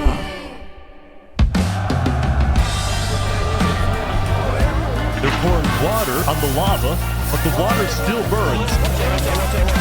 That's kind of dumb. Smart thing, though. Okay, send out the covenant now, right now. Go, go, go, go, go. Oh, big fighting on the ground right now. Covenant is attacking from behind. Keep going! Skin shine. I think most of the things are, I think most of our army is just focusing on the ground. We need to dig inside the mountain. Go up, bro. It's just chaos on the ground as well. It's the Covenant. It's just rebellion. Get down off our mountain! Go to the mountain and dig it, bro. Dig. They got it, they got it. Everyone retreat, retreat, retreat. Let me derive.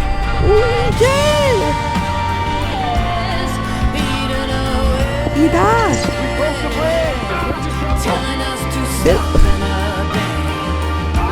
You up the dog here. The final push, here we go. Pull you in him.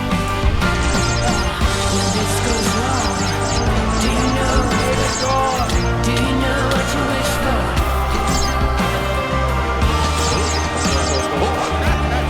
They're in.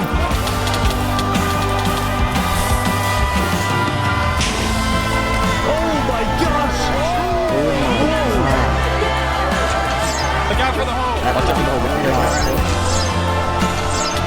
But they probably like lost a lot.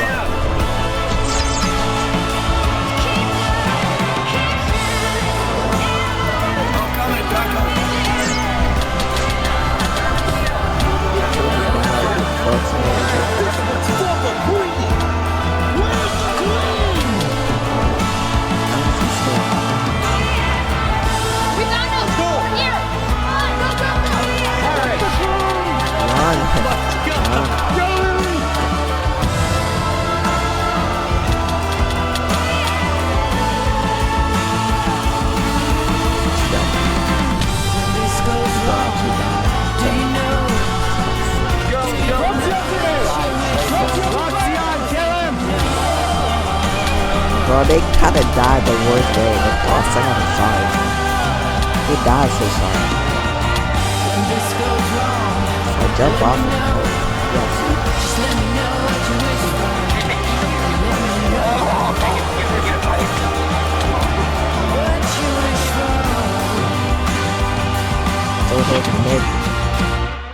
He's dead.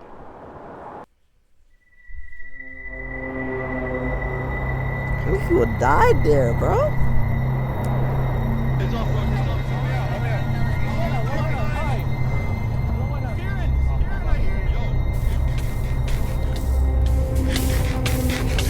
No. Bro, can this guy die already, bro? Oh, God.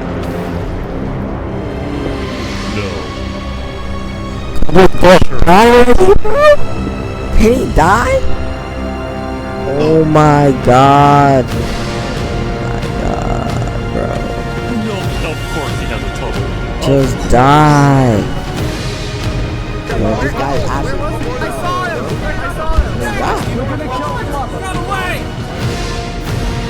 There's no way.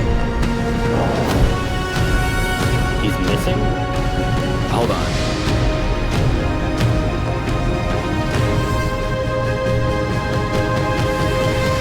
How's his right hand man like here? He has no talking once. Oh, come on. Alright guys, let's go, let's go.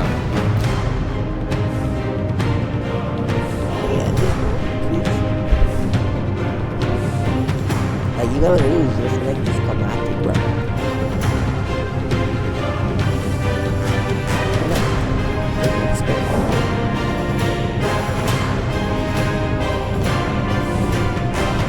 What? No way.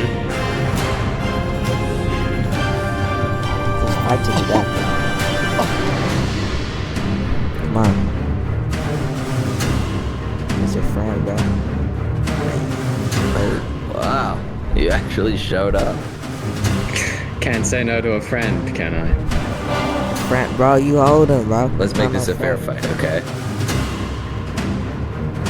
Thomas has not been a super bro. Look at all these people dying right now because of you. You know, Saps? Look at all these people dying right now because of you.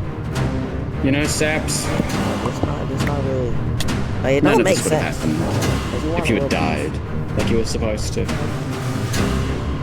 I'm sorry for everything you've had to go through. Just fight already, bro.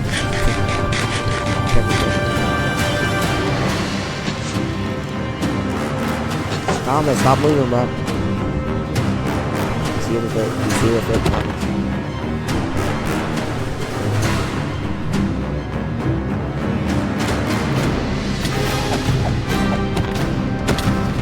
I can't watch this. But watch this guy freaking fuck still. He's just gonna get game on.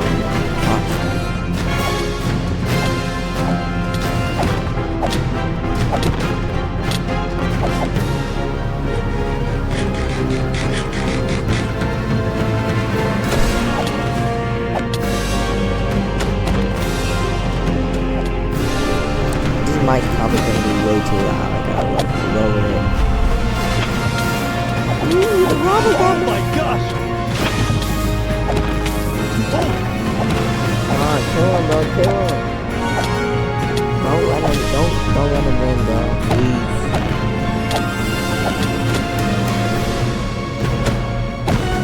Oh, his purpose is the main, like his villain, like he's smart. But I don't understand the purpose. The purpose is always stupid to me. Oh my god, Flux fucking won, bro. Let me freaking sucks.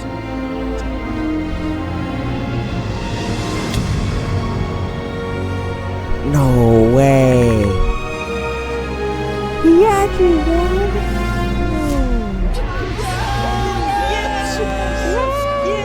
watch Thomas B. Butler, bro.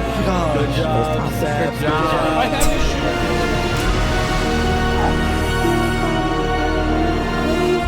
Saps had killed Flux, and with that, Flux's reign of terror was over.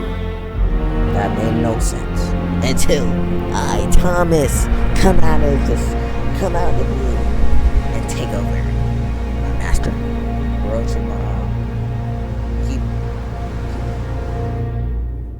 I don't know.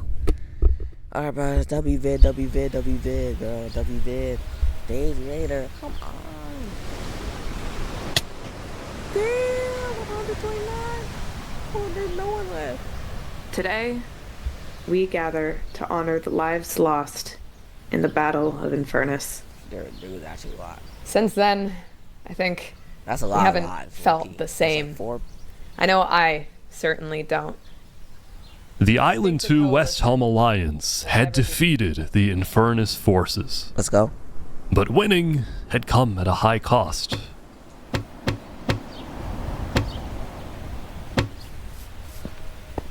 After the war, people across the world took time to mourn their dead, reflect upon the battle, and then, eventually, decide how to move on. Bro, it's just watching this add the baby idea. And she skip ahead.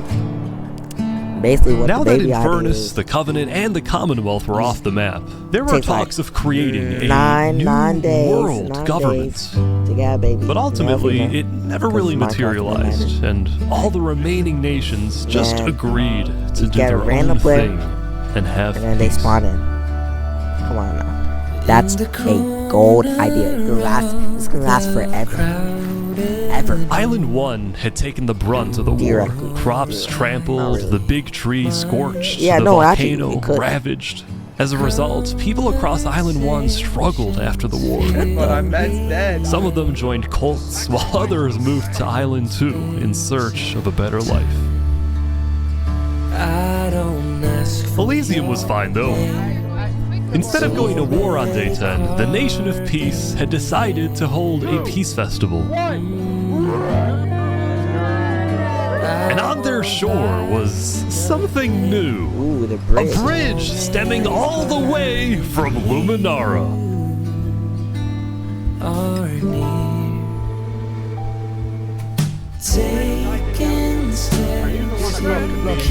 And so everybody lived on in peace, including Saps, who at long last had returned to Island 2.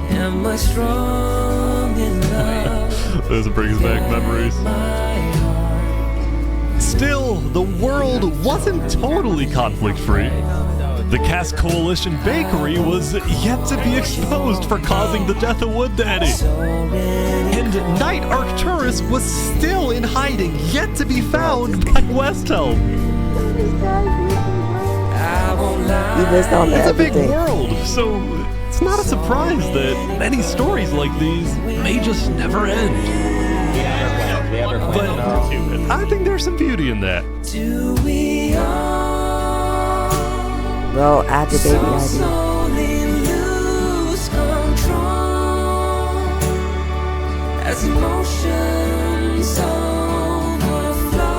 Yeah, we still have some work to do. We will catch that traitor. But tonight you can rest. You've made your emperor very proud. Jury, you have heard all of the evidence. If you find Thomas 5200 guilty of aiding Fluxion with his reign of terror, jump now. Thomas, may you find mercy in the end, senor. Day one just got the same treatment. When we first met, I ran away screaming from you because I thought you were gonna blow up my nation and kill all my citizens. But after we talked a little bit for like 5 minutes, I realized you could blow up my nation and kill all my citizens. But that doesn't mean you will. Barbie, do you take Oppenheimer to be your one and only candidate? I do. Oppenheimer, same thing. I do. Yeah. Now, at this time, Barbie and Oppenheimer have requested that instead of rings, they will both exchange something slightly different. If you would please turn your attention to the nuclear bomb that's behind us. 3, 2,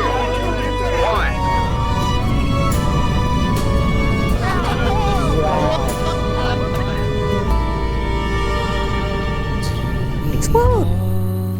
Bro, this is something incredibly funny, bro. Man blocking it explodes.